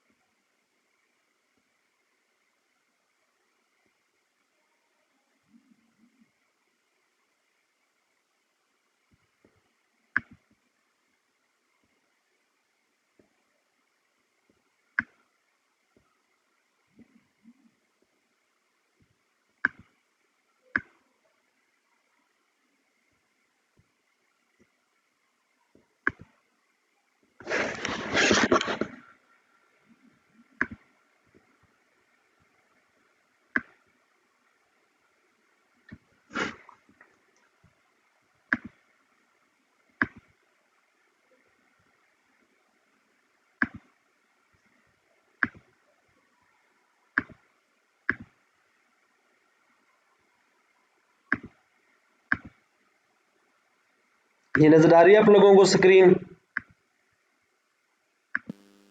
यस ये सामने देखिए ना, बिल्कुल पहले सिंपल से हम पढ़ते हैं फिर उसके बाद देखते हैं। ये जो जहाँ पे एरो नजर आ रहा है आप लोगों को, कर्सर, जी यस सर। सर इस वक्त ना ये जो गंदम का सिट्टा है, ग्रेन कर्नल है, ये बिल्कुल ब्लैक है और ये स्पोर से भरा हुआ है, ब्लैक समट के ब्लैक स्पोर मैस से भरा हुआ है। Grain sites replaced by masses of teliospore. जब जब यानी कि इससे पहले जब समट ने इस पे अटैक किया था तो इसके गंदम का सिट्टा बिल्कुल ब्लैक हो गया। अब यहाँ से हवा के जरिए स्पोर निकलेंगे जो गंदम के फ्लावर पे जाएंगे, वीट फ्लावर पे। अच्छा, गंदम के जो फूल है ना, आप कहेंगे फूल तो हम नजर ही नहीं आते। अच्छा, फूलों की दो टाइप होती है, एक होता है सिंपल फ्लावर और एक होता है शोई फ्लावर। जो सिंपल फ्लावर होता है उसमें रंगदार फूलों की पत्तियां, पेटल नहीं होते। समझ आ गई? तो ये गंदम के वहां से हवा के जरिए स्पोर बिखरेंगे और ये हेल्दी फ्लावर पे जाते हैं। प्लेट नजर आ रहा है आप लोगों को? समझ आ गई? जी सर। हेल्दी फ्लावर पे जाएगा तो फ्लावर के अंदर ओवरीज भी होती हैं, तो वो स्पोर वहां पे फूल के ऊपर गिरेंगे, जाके जाके वो जर्मिनेट करेंगे और क्या बनाएंगे, हाइफी। और हाइफी वहां पे नए बनते हुए बीजों के ऊपर अटैक करेगी, नए बनते हुए बीजों पे अटैक करेगी। और हाइफी यानी कि माइसीलियम, वो जो नए बीज वहां पे बन रहे होंगे उसके एम्ब्रियो के साथ अटैच हो जाएगी, नया बीज बनेगा और उसके अंदर कौन होगी, माइसीलियम भी होगी। अब यानी कि गंदम के वो जी दाने लग रहे हैं जिसके अंदर माइसीलियम है और वो माइसीलियम अपनी ग्रोथ को रोक लेगी, यानी डॉर्मेंट हो जाती है। यानी कोई चीज आपने ना किसी फूल के ऊपर डाल दी, वो अंदर जो फल लग रहा होगा, बन रहा होगा, और वो चीज उसके अंदर थी तो वो चीज फल के अंदर रहेगी। Okay sir. बाकी मेंबर्स आप लोगों को समझ आ गई इस बात की? यस सर वो स्पोर सर फूल पे, टीलियोस्पोर का बता दें। टीलियोस्पोर ये समट के ब्लैक स्पोर को कहते हैं, समट फंजाई के ओके जो सर ब्लैक स्पोर होते हैं, ये उसके फूलों पे गिरेंगे। फूलों के अंदर ओवरी होती है, ओवरी के अंदर वो हाइफी जाएगी, हाइफी अंदर जो बीज बन रहे होंगे उन बीजों के अंदर। अब इन बीजों को आपने अगले सीजन में ग्रो करवाया, अगले साल जब जाके ग्रो करवाएंगे तो सीड से नया पौधा बनेगा। अंदर जो माइसीलियम थी, जो डार्मेंट थी, अब उसे पानी भी मिल गया, नमी भी मिल गई, टेम्परेचर भी सूटेबल है, तो साथ साथ वो फंजाई भी ग्रो करेगी समट की और वो पौधे के स्टेम के साथ ग्रो करती जाएगी, करती जाएगी। जब गंदम के ऊपर नया सिट्टा लगने का टाइम आएगा, बीज बनने का टाइम आएगा, तो तब तक वो हाइफी उसके फूलों तक पहुंच चुकी होगी। अब गंदम के ऊपर वो अटैक करेगी, यहाँ की सारी खुराक को खाएगी वो हाइफी, और जब मैच्योर होकर यहाँ पे क्या बनाएगी, सपोर। और वो सिट्टा अब किससे भर जाएगा, सपोर से भर जाएगा, और यूं पूरे गंदम के पौधे का सत्यानाश हो जाएगा। सर अगर ओके सीड सर। ट्रीट करें तो फिर तो ये हाइफी रिमूव कर सकते हैं ना। क्या चीज है? सर अगर सीड्स को केमिकल ट्रीट करें।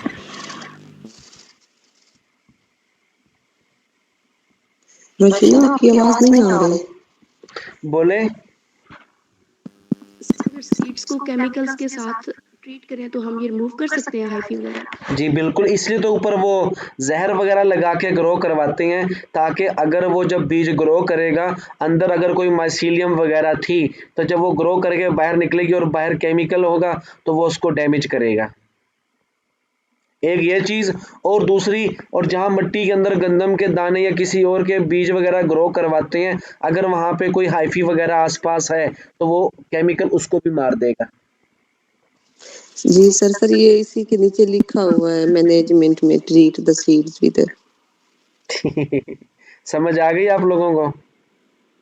जी सर। अब आप लोग आ जाएंगे, इसको मैं यहाँ पे स्टॉप कर रहा हूँ। अब हम अपने बुक पे आ जाते हैं।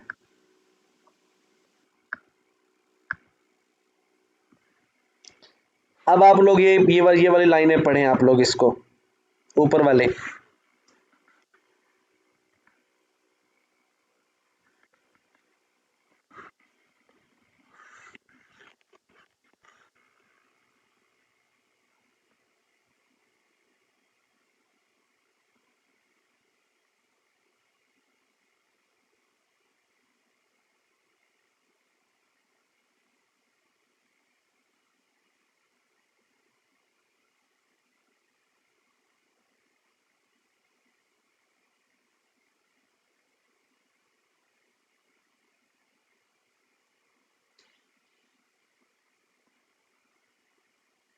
जी सर, क्लियर। समझ आ गई?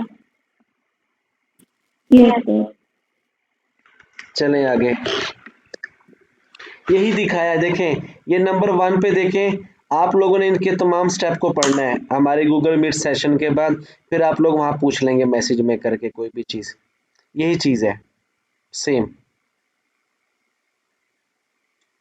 जो अभी आप लोगों को बताया नहीं है डायग्राम, सिंपल डायग्राम से, यही चीजें हैं इसकी। जी सर।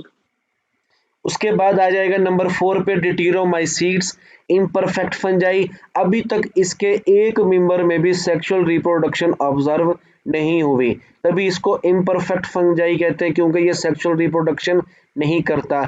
जो हमने बाकी पहले 3 पढ़े हैं, जाइगो, एस्को, बेसिडियो, वो सेक्सुअल रिप्रोडक्शन भी करते हैं, इसलिए उसे क्या कहते हैं, परफेक्ट फंजाई।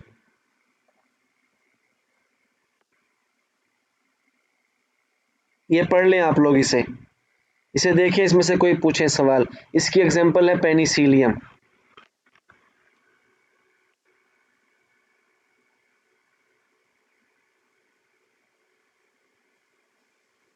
सर ये स्क्रीन बड़ी कर दें।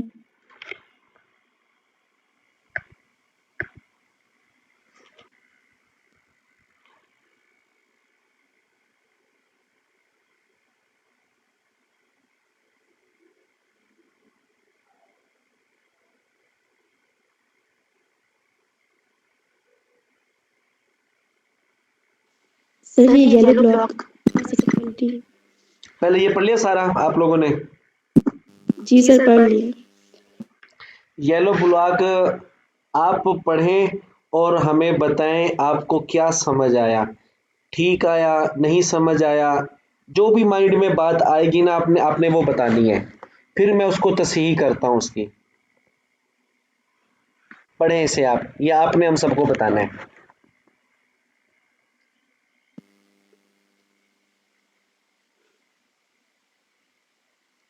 Despite absence of sexual reproduction, imperfect fungi show special kind of genetic recombination called parasexuality, in which portions of chromosomes of two nuclei lying in the same hypha exchange. Proper sexual reproduction नहीं होगी इसमें, ठीक है, बल्कि और nucleus जो है वो जैसे पर उसमें हुआ था डायकैरियोटिक में दोनों फ्यूजन होगी, लेकिन पास पास पड़े रहेंगे डायकैरियोटिक की तरह। और फिर एक्सचेंज का मतलब इसमें फ्यूजन होगी, कुछ पोर्शंस की होगी क्रोमोसोम्स की। जी बिल्कुल, in which portion of chromosome of two nuclear lying in the same hypha are exchange, के एक ही हाइफी के जो 2 सेल होंगे ना, ये आपस में जेनेटिक मटेरियल को एक्सचेंज करेंगे।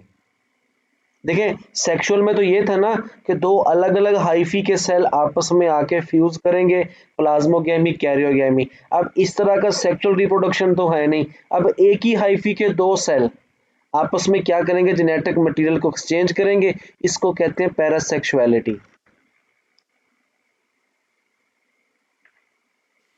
सर जैसे पीछे आपने कहा था वो पॉजिटिव और नेगेटिव, वो कंडीशन नहीं होगी? आपके कहने का मतलब है कि जी पॉजिटिव और बिल्कुल, पॉजिटिव होंगे। हाँ पॉजिटिव के 2 सेल आपस में क्या करेंगे, नहीं वो देखें, अब मेरी बात सुने ना, क्या कहेंगे इसे, देखें एक तरफ से एक हाइफी आई, दूसरी तरफ से दूसरी हाइफी आई, एक को पॉजिटिव कह दिया, एक को नेगेटिव कह दिया, हमने खुद ही कहना नाम रखने हैं, उनके सेल आपस में प्लाज्मोगैमी, कैरियोगैमी करेंगे, ये सेक्सुअल है। अब सिर्फ एक तरफ से एक ही फंजाई है, उस फंजाई की हाइफी में 20 सेल है, 7वें और 8वें सेल ने आपस में जेनेटिक रिकम्बिनेशन की, ये है पैरासेक्सुअलिटी। ठीक है सर, अब क्लियर हो गया। आगे चलें, कुनिडियो स्पोर बना के ये अपनी एसेक्सुअल रिप्रोडक्शन करते हैं कुनिडिया बना के।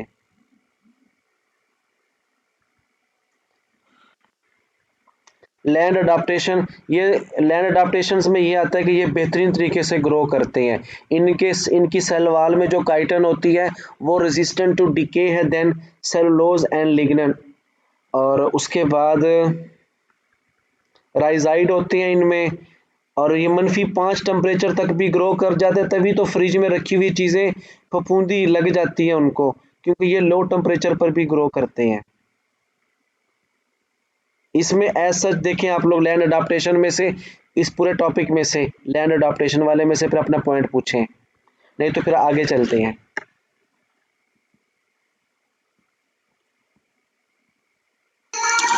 सर आगे चलते हैं। लेकिन आप हर 2 मिनट बाद पीछे पीछे जाती हैं।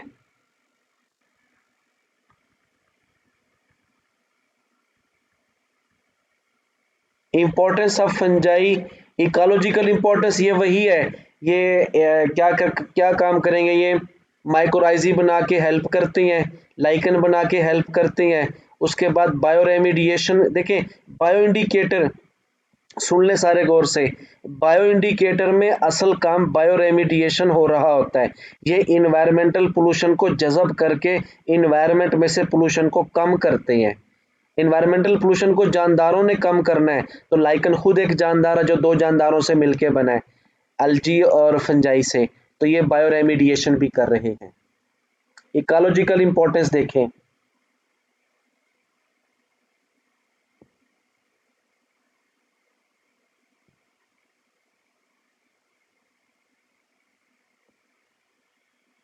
सर इतनी हम कहीं मतलब ऑब्जर्व कर सकते हैं, देख सकते हैं कहीं पे किसको, ये बायो रेमिडिएशन प्रोसेस को? बिल्कुल। आप मिसाल के तौर पे आप बायो रेमिडिएशन देख सकते हैं। कैसे, आप ना लाइकन लेके आए और आपके आसपास में आपके आसपास एरिया में पोल्यूशन है, आप क्या करें, किसी स्टैंड के ऊपर दीवार वगैरह के साथ लाइकन लगा दें, आप थोड़ी देर के बाद देखोगे उनका कलर चेंज हो रहा होगा, तो समझें आसपास पोल्यूशन है और ये उसको एब्जॉर्ब करके अपना कलर चेंज कर रहा है, और कलर चेंज करके हमें इंडिकेशन दे रहा है कि भाई यहाँ पे पोल्यूशन है।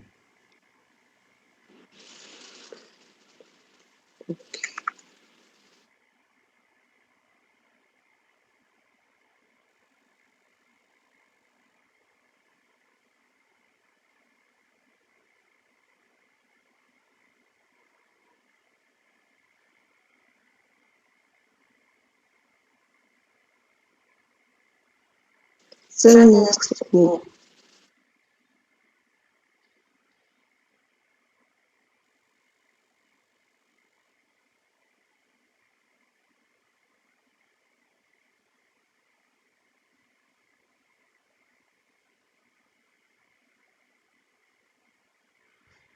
उसके बाद है कमर्शियल एप्लीकेशन है, 200 के करीब मशरूम की स्पीशीज हैं जो कि एडिबल हैं।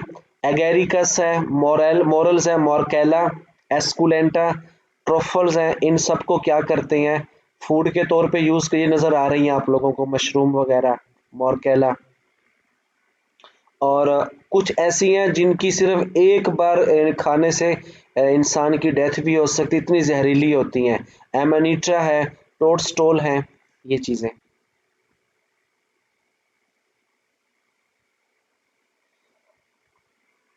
ये बताएं, एक लाइकन है जो कि रेनडेयर मॉस उसका नाम है, जो लेकिन मॉस प्लांट नहीं है, इसको ना कुछ एनिमल खाते हैं, रेनडेयर वगैरह इनको खा जाती हैं।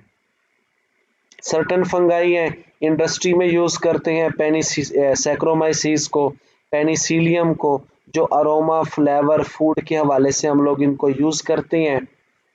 फिर उसके बाद आ जाते हैं एस्परजिलस की कुछ स्पीशीज़ हैं जिसको यूज़ करके सिट्रिक एसिड हासिल करते हैं।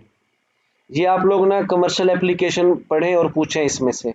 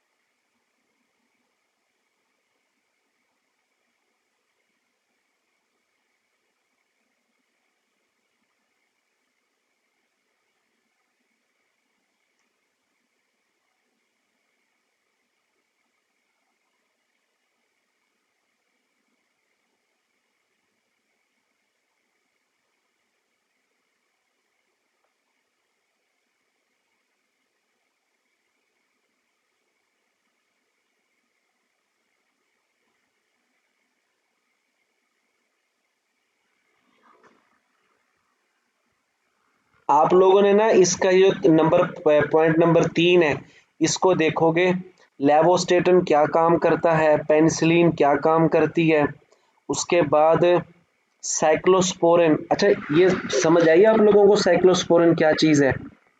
obtained from a soil fungus is used in organ transplantation for preventing transplant rejection। क्या मतलब इसका? कोई मेंबर बताए मुझे।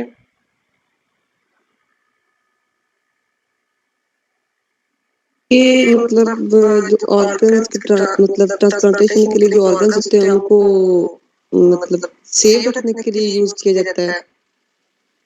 ये बताऊं कैसे है? सर देखिए ना, सुने, एक आर्गन को ना, जी बोले। सर ऑर्गन मैचिंग में इनके जो नहीं देखें, वगैरह नहीं ये आर्गन मैचिंग नहीं, मैचिंग और चीज़ है। एक मैं बताऊं, जब हम किसी को ब्लड लेंगे और किसी को देंगे तो ब्लड ग्रुप मैच करते हैं, और जब हम किसी से आर्गन लेंगे या देंगे तो उसका टिश्यू मैच करते हैं। ठीक है, अब एक एक एक बंदे को ना किडनी दे दिया, उसकी बॉडी में किडनी लगा दिया, और जब जी सर। आर्गन, सुने, एक आर्गन किसी दूसरी बॉडी के साथ लगाएंगे तो वहां पे स्टिचिंग करते हैं वहां पे। ये क्लियर आप लोगों को इतनी बात? यानी आर्गन जब बॉडी के साथ अटैच करेंगे तो वहां पे टांके लगाते हैं, स्टिचिंग करते हैं, तो जी उसके सर। ऊपर ना साइक्लोस्पोरिन केमिकल लगाते हैं कि बॉडी इस आर्गन को एक्सेप्ट कर ले, कि वो जो स्टिचिंग लगाई है वो आर्गन वहां पे डैमेज ना हो। Okay sir. अगर वो आर्गन लगा दिया और कुछ दिन के बाद वहां पे कोई प्रॉब्लम क्रिएट हुई कि बॉडी उन्हें उस आर्गन को एक्सेप्ट नहीं किया, तो ये हो जाएगी टिश्यू रिजेक्शन। तो उसके ऊपर साइक्लोस्पोरिन लगाएंगे कि ये टिश्यू रिजेक्शन ना हो, बॉडी इस आर्गन को एक्सेप्ट कर ले और नॉर्मल फंक्शन उसके स्टार्ट हो जाए और आगे जी कंटिन्यू जी भी। सर। जी सर, तब तक वो वेट करती है कि ये मतलब एग्जैक्टली, रिजेक्शन नहीं आ रहा इसमें अपन कैसे कर। जी सर। ग्राइजोफल्वन को यूज करते हैं फंगल ग्रोथ को रोकने के लिए, कमरों वगैरह में, दीवारों वगैरह पे, चीजों वगैरह के आसपास इसका स्प्रे करते हैं।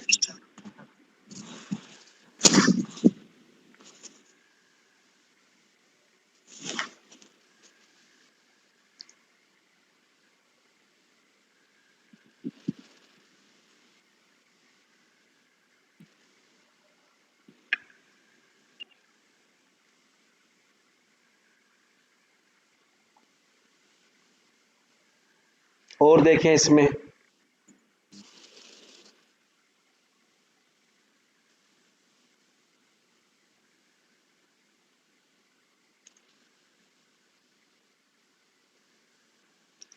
सर ये जो आर्टिफिशियल क्रोमोसोम बनाया गया था, तो सर इसका कहीं और भी यूज हुआ फिर? बिल्कुल, अब मतलब इस वक्त भी यूज कर सकते हैं। आर्टिफिशियल का मतलब क्या है कि आपके सामने ना एक सैक्रोमाइसिस सेरेविसी है, यीस्ट है, उसका एक नेचुरल क्रोमोसोम है, उसका सारा डाटा मालूम कर लिया कि इसके अंदर इतने क्रोमोसोम है, और हर क्रोमोसोम के अंदर जो डीएनए है उसमें न्यूक्लियोटाइड की ये तरतीब है, वो तमाम मालूम हो गई। अब एक तरफ लेबॉर्ट्री है, लेबॉर्ट्री में न्यूक्लियोटाइड मौजूद हैं, हमने उसकी तरतीब को देख के ये न्यूक्लियोटाइड लगाना शुरू कर दिए उस सीक्वेंस में, साथ हिस्टोन प्रोटीन लगाई और एक हमने क्रोमोसोम तैयार कर लिया। ये आर्टिफिशियल क्रोमोसोम है। समझ आई? जी सर। सर मैं ये पूछ रही हूँ कि ये सिर्फ फंजाई की टाइप्स आगे मतलब मॉडिफाई करने के लिए यूज हुआ या कहीं और भी? एग्जैक्टली, उसकी टाइप को, उसकी वैरायटी को मॉडिफाई करने के लिए सीक्वेंस को हम अपनी देखें, जब तक सीक्वेंस का पता नहीं होगा तो हम उसकी सीक्वेंस को चेंज या मॉडिफाई नहीं कर सकते। वो मालूम की और हमने बना के दिखा दिया। अब उसमें अपनी मर्जी की सीक्वेंस को आगे पीछे करके उसके करैक्टर को बढ़ा भी सकते हैं, कम भी कर सकते हैं।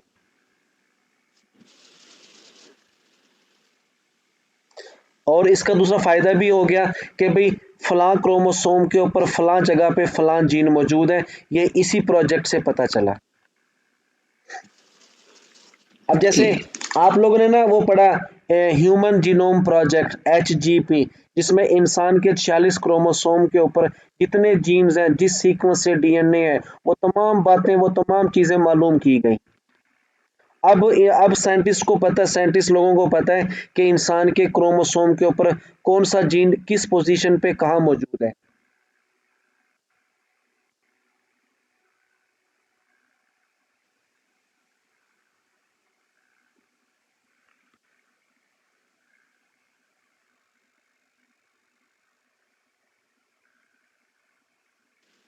Sir next.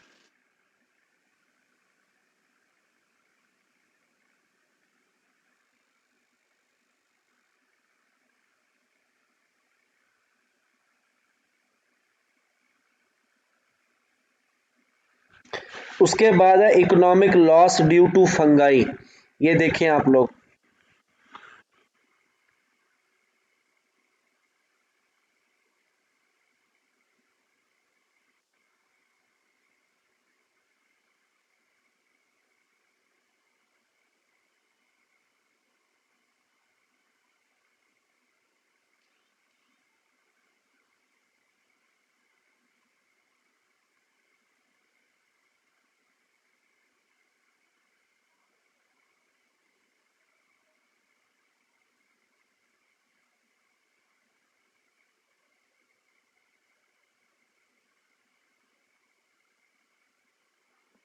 ये समझ आ गई आप लोगों को इकोनॉमिक्स जी सर। लॉस? सर ये जो पोटैटो विल्ट है इसका कलर या मतलब नहीं नहीं नहीं कैसा होता नहीं, है? पोटैटो विल्ट नहीं, पोटैटो इसमें सही ग्रो नहीं कर, मतलब बनते नहीं है, पत्ते मुरझा जाते हैं। अच्छा ठीक है। पत्ते मुरझाएंगे तो आलूओं की ग्रोथ भी वो सही तरीके से नहीं बनेंगे।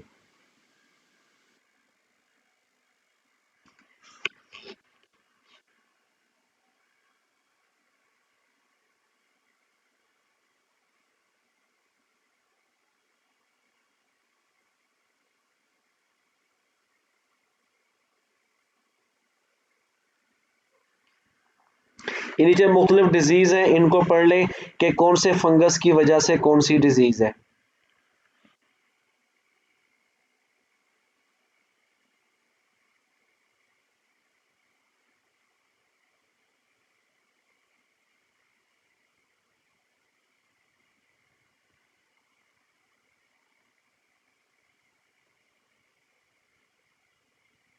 सर ये फिर जो एलर्जी होती है, एलर्जिकल इन्फेक्शन। जी जी, अक्सर ना आप लोग सर ये देखिए शूज़ वगैरह ना, मतलब बंद शूज़ ज़्यादा पहन के रखें, उनके जुराबें वगैरह उनको ना उतारें। तो पसीने वगैरह से क्या होगा, फंगस के स्पोर, उन्हें नमी मिलती है, वो ग्रो करते हैं पाँव की उंगलियों के आसपास या टखने के आसपास, ना जिल्द फटने लग जाती है। इसी को कहते हैं एथलीट फुट और रिंग वर्म कहते हैं इसी को। सर ये जो लंग्स इन्फेक्शन, ये इनहेलिंग यानी कि जो एलर्जी की जी जी डिजीज होती है, बिल्कुल, ये फिर ज्यादा इसी की वजह से होती है। एग्जैक्टली। अच्छा, आप लोगों में से कोई मेरे साथ ग्रुप में अटैच था मार्च के महीने में, फरवरी में? मेरे ख्याल में नहीं। नहीं सर। हाँ जी, अभी ना फरवरी के लास्ट पे, लास्ट 2022 में, तो अब्बू को ना ऐसे ही इन्फेक्शन हुआ ये, तो खांसी वगैरह, सांस ना रुकता था बार बार। तो मैंने कोविड टेस्ट करवाया, मुझे लगा शायद कोरोना ना हो गया हो, क्योंकि उससे एक दिन पहले ना अब्बू ने ट्रैवल किया था, तो वो नेगेटिव आ गया। मेडिसिन जैसे बंदा ले लेता बुखार की या खांसी वगैरह की, तो एक दिन फ़र्क पड़ा, फिर दोबारा ऐसे हो गया। तो मुझे लगा कि शायद वो रिपोर्ट उन्होंने टेस्ट ना सही तरीके से किया हो, क्योंकि आपको पता है फिर गवर्नमेंट अस्पतालों में जो टेस्ट करते हैं वो जल्दी में करते हैं, ठीक से करते भी नहीं हैं। तो मैंने फिर उसका दोबारा सीटी स्कैन करवाया, तो लंग्स इन्फेक्शन था, तो म्यूकस वगैरह अच्छा खासा बना हुआ था। तो मैंने कहा भी ये वायरल भी नहीं है, तो फिर शायद फंगल ना हो।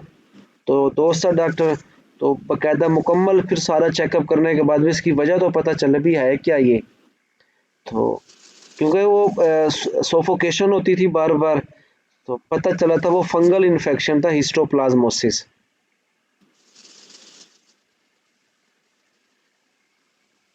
इसमें ये लंग्स इन्फेक्शन है अंदर, यानी कि स्पोर वगैरह जाते हैं तो वो म्यूकस का सबब बनते हैं, जिससे फिर नालियां जो ये ना एल्वियुलर डक्ट्स और एल्वियोलाई, जब भी सांस लेंगे ना तो शॉर्टेज होगी। कैसे होगी? वहाँ पे म्यूकस होता है तो सांस फंस जाता है, बंदा सांस लेगा लेकिन इन एक्सहेल नहीं कर सकता आसानी से।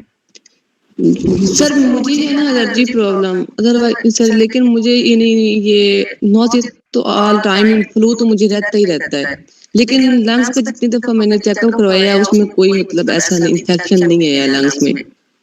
आप ना बट ये है कि मुझे फ्लू रहता है, यानी कि जी बिल्कुल, छींके वगैरह अक्सर। इसका मैं बताऊं आपको, आपको ना मतलब क्या कहेंगे उसे, देसी इलाज में ना आपको कहेंगे भी आपके जो मसल्स हैं ना लंग्स के आसपास या सांस की नाली के आसपास जो मसल्स हैं या नोज़ के, फेस के, तो वो वीक हैं। उस वीकनेस से क्या है, उससे ना वो कंट्रोल नहीं करते और सेक्रीशन देते हैं। तो या यूं कहें कि आप ना क्या कहते हैं, कुछ दिन आप कावा यूज़ करें। ठीक है सर। सर बहुत ट्रीटमेंट करवाया, फर्क नहीं आता, लंग्स बिल्कुल अच्छा ठीक सुने, होते हैं, लेकिन गले अच्छा में और नाक में ना सुने, इचिंग सी रहती है बस। छींकें आती हैं? जी सर। मैंने कहा छींकें आती हैं बार बार आपको? जी सर। सर फेब मार्च में तो बहुत ज्यादा आती हैं, और जैसे थोड़ा सा मौसम चेंज होता है, यानी कि सर्दी आने लग जाए या गर्मी आने लग जाए, उस टाइम भी बहुत ज्यादा होता है। बस ठीक है, आप ना वो छोड़ दें चाय, एक तो चाय छोड़ चाय? दें, हाँ चाय छोड़ दें और पराठा ना खाएं। सर पराठा तो नहीं खाती, लेकिन चाय तो लेनी पड़ती है। बस आप चाय छोड़ दें, ग्रीन टी यूज़ करें, थोड़ा सा उसके अंदर लेमन और पानी ज़्यादा से ज़्यादा यूज़ करें, चाय छोड़ दें और हफ्ते के बाद आप फिर मुझे बताइएगा। Okay sir.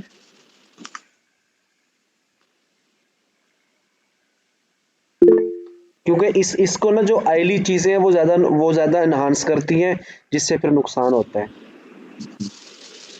जी सर, ऑयली तो इतनी नहीं यूज करती, बट ये कि चाय पीती हूँ, हाँ बस इसको अदरवाइज छोड़ दें तो बहुत। और कोशिश की पानी वगैरह यूज़ किया ज़्यादा इससे ना। और हाँ, अब जैसे मौसम है ना, शलगम ज़्यादा यूज़ करिएगा, हफ्ते में 2 से 3 बार लाजमी पका लें, ठीक है सर। ये एंटी एलर्जिक है। अच्छा उसके बाद देखिए आगे, अफ्लाटॉक्सिन्स हैं और एर्गोटिज्म है, सेप्रोबिक फंजाई, ये लास्ट वाला पैराग्राफ, इसमें से पूछें अपने सवाल वगैरह।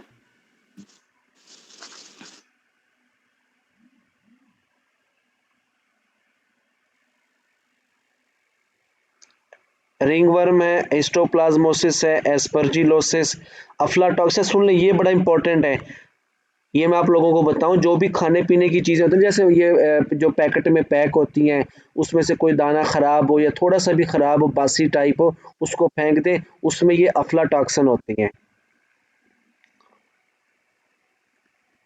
जो यानी कि चीज़ें जैसे मूंगफली वगैरह हो गई, दाल वगैरह हो गई, जो पैकेटों में पैक होती है, कुछ दाने वगैरह ख़राब हों थोड़े से भी, तो कोशिश की वो ना यूज़ की, उसमें ये अफ्लाटॉक्सिन्स हो सकती हैं। अब देखें, एक लफ्ज़ है माइकोटॉक्सिन, माइको कहते हैं फंजाई को, टॉक्सिन जहरीला कंपाउंड, तो जो फंजाई से टॉक्सिन रिलीज होती हैं इन्हें माइकोटॉक्सिन कहती हैं। माइकोटॉक्सिन वो वाले माइकोटॉक्सिन जो कैंसर का सबब बने, उन्हें अफ्लाटॉक्सिन कहती हैं। ये जेनेटिक मटेरियल को जाके चेंज करते हैं।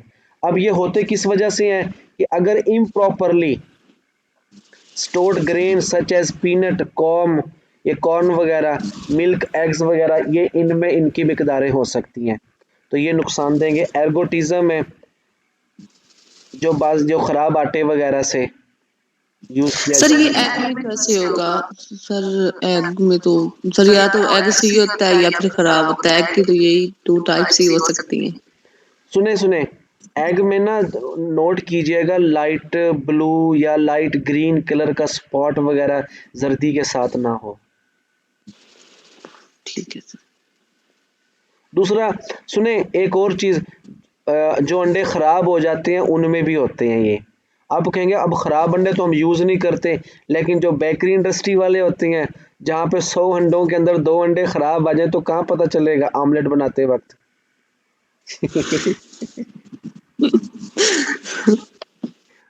अक्सर लोग ऐसे करते हैं ये। अब जो ख़राब दूध हो गया किसी स्पोर वगैरह के वजह गिरने की वजह से, अब जहाँ पे काफ़ी सारे में अगर थोड़े मिकदार शामिल कर दें पाकिस्तानी है तो पॉसिबल है,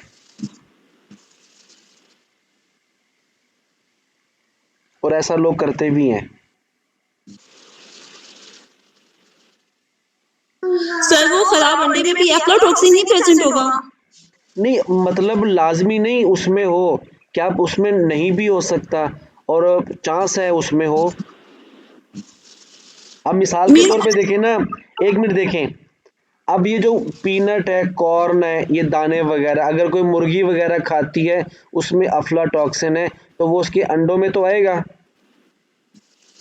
कोई गाय भैंस बकरी वगैरह खा जाती है उनको, इन चीज़ों को, उनको तो उसके दूध में आएगी ये चीज़। पॉसिबल है, चांस है कि इनके अंदर उनकी देखें meat have small traces of aflatoxin, उसमें इनके ट्रेसेस हो सकते हैं।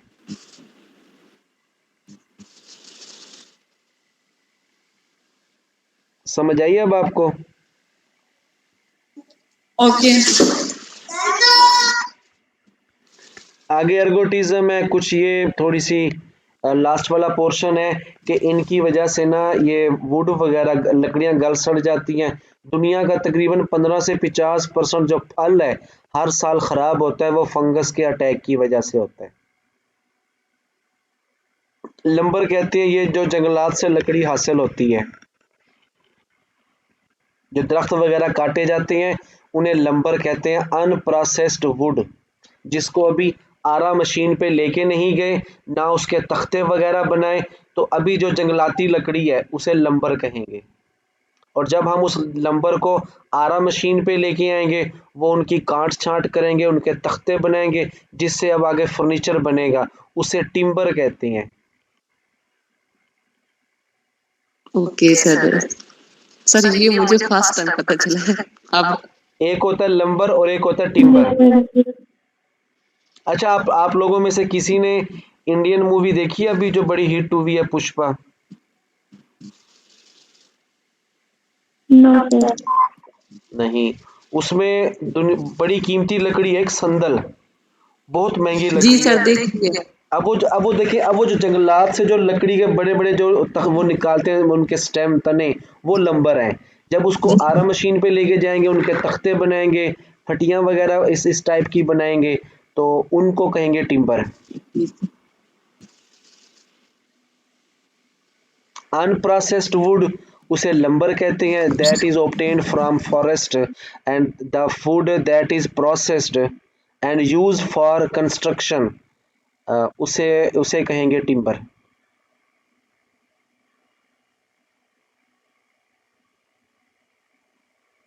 अब अक्सर कहते हैं ना पाकिस्तान में जो बड़ा मशहूर और बड़ा डिज़ाइन का दार जो फर्नीचर है वो चिनियोट का मशहूर है, तो चिनियोट में अक्सर मार्केटें बड़ी, यानी कि सैकड़ों वो दुकानें, पूरी पूरी मार्केटें, उन्हें उनको नाम देते हैं टिम्बर मार्केट, जहाँ पे ये लकड़ी वगैरह का काम हो रहा होता है, जी सर। उसको कहते हैं टिम्बर मार्केट। अब लास्ट वाला है, a pink yeast Rhodotorula on shower curtains and other moist surface, क्योंकि जहाँ पे इनको नमी गीला वगैरह होता है, पानी वगैरह, तो ये वहाँ पे आसानी से ग्रो करते हैं। चलें, ये हो गया आप लोगों का आज कंप्लीट चैप्टर, आज हम लोगों ने पढ़ लिया। कितने मिनट में? 1 घंटा 45 मिनट में।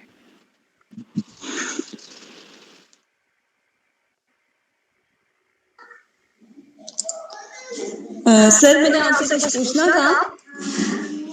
सर लास्ट टाइम ये जो आपके ग्रुप में सिलेक्शन हुई है एक्स टुमेरा शबीर और मरियम सिद्दीकी, तो उनकी भी आपने ऐसे प्रिपरेशन करवाई थी व्हाट्सएप ग्रुप के थ्रू या जस्ट फेसबुक पेज के थ्रू करवाई थी?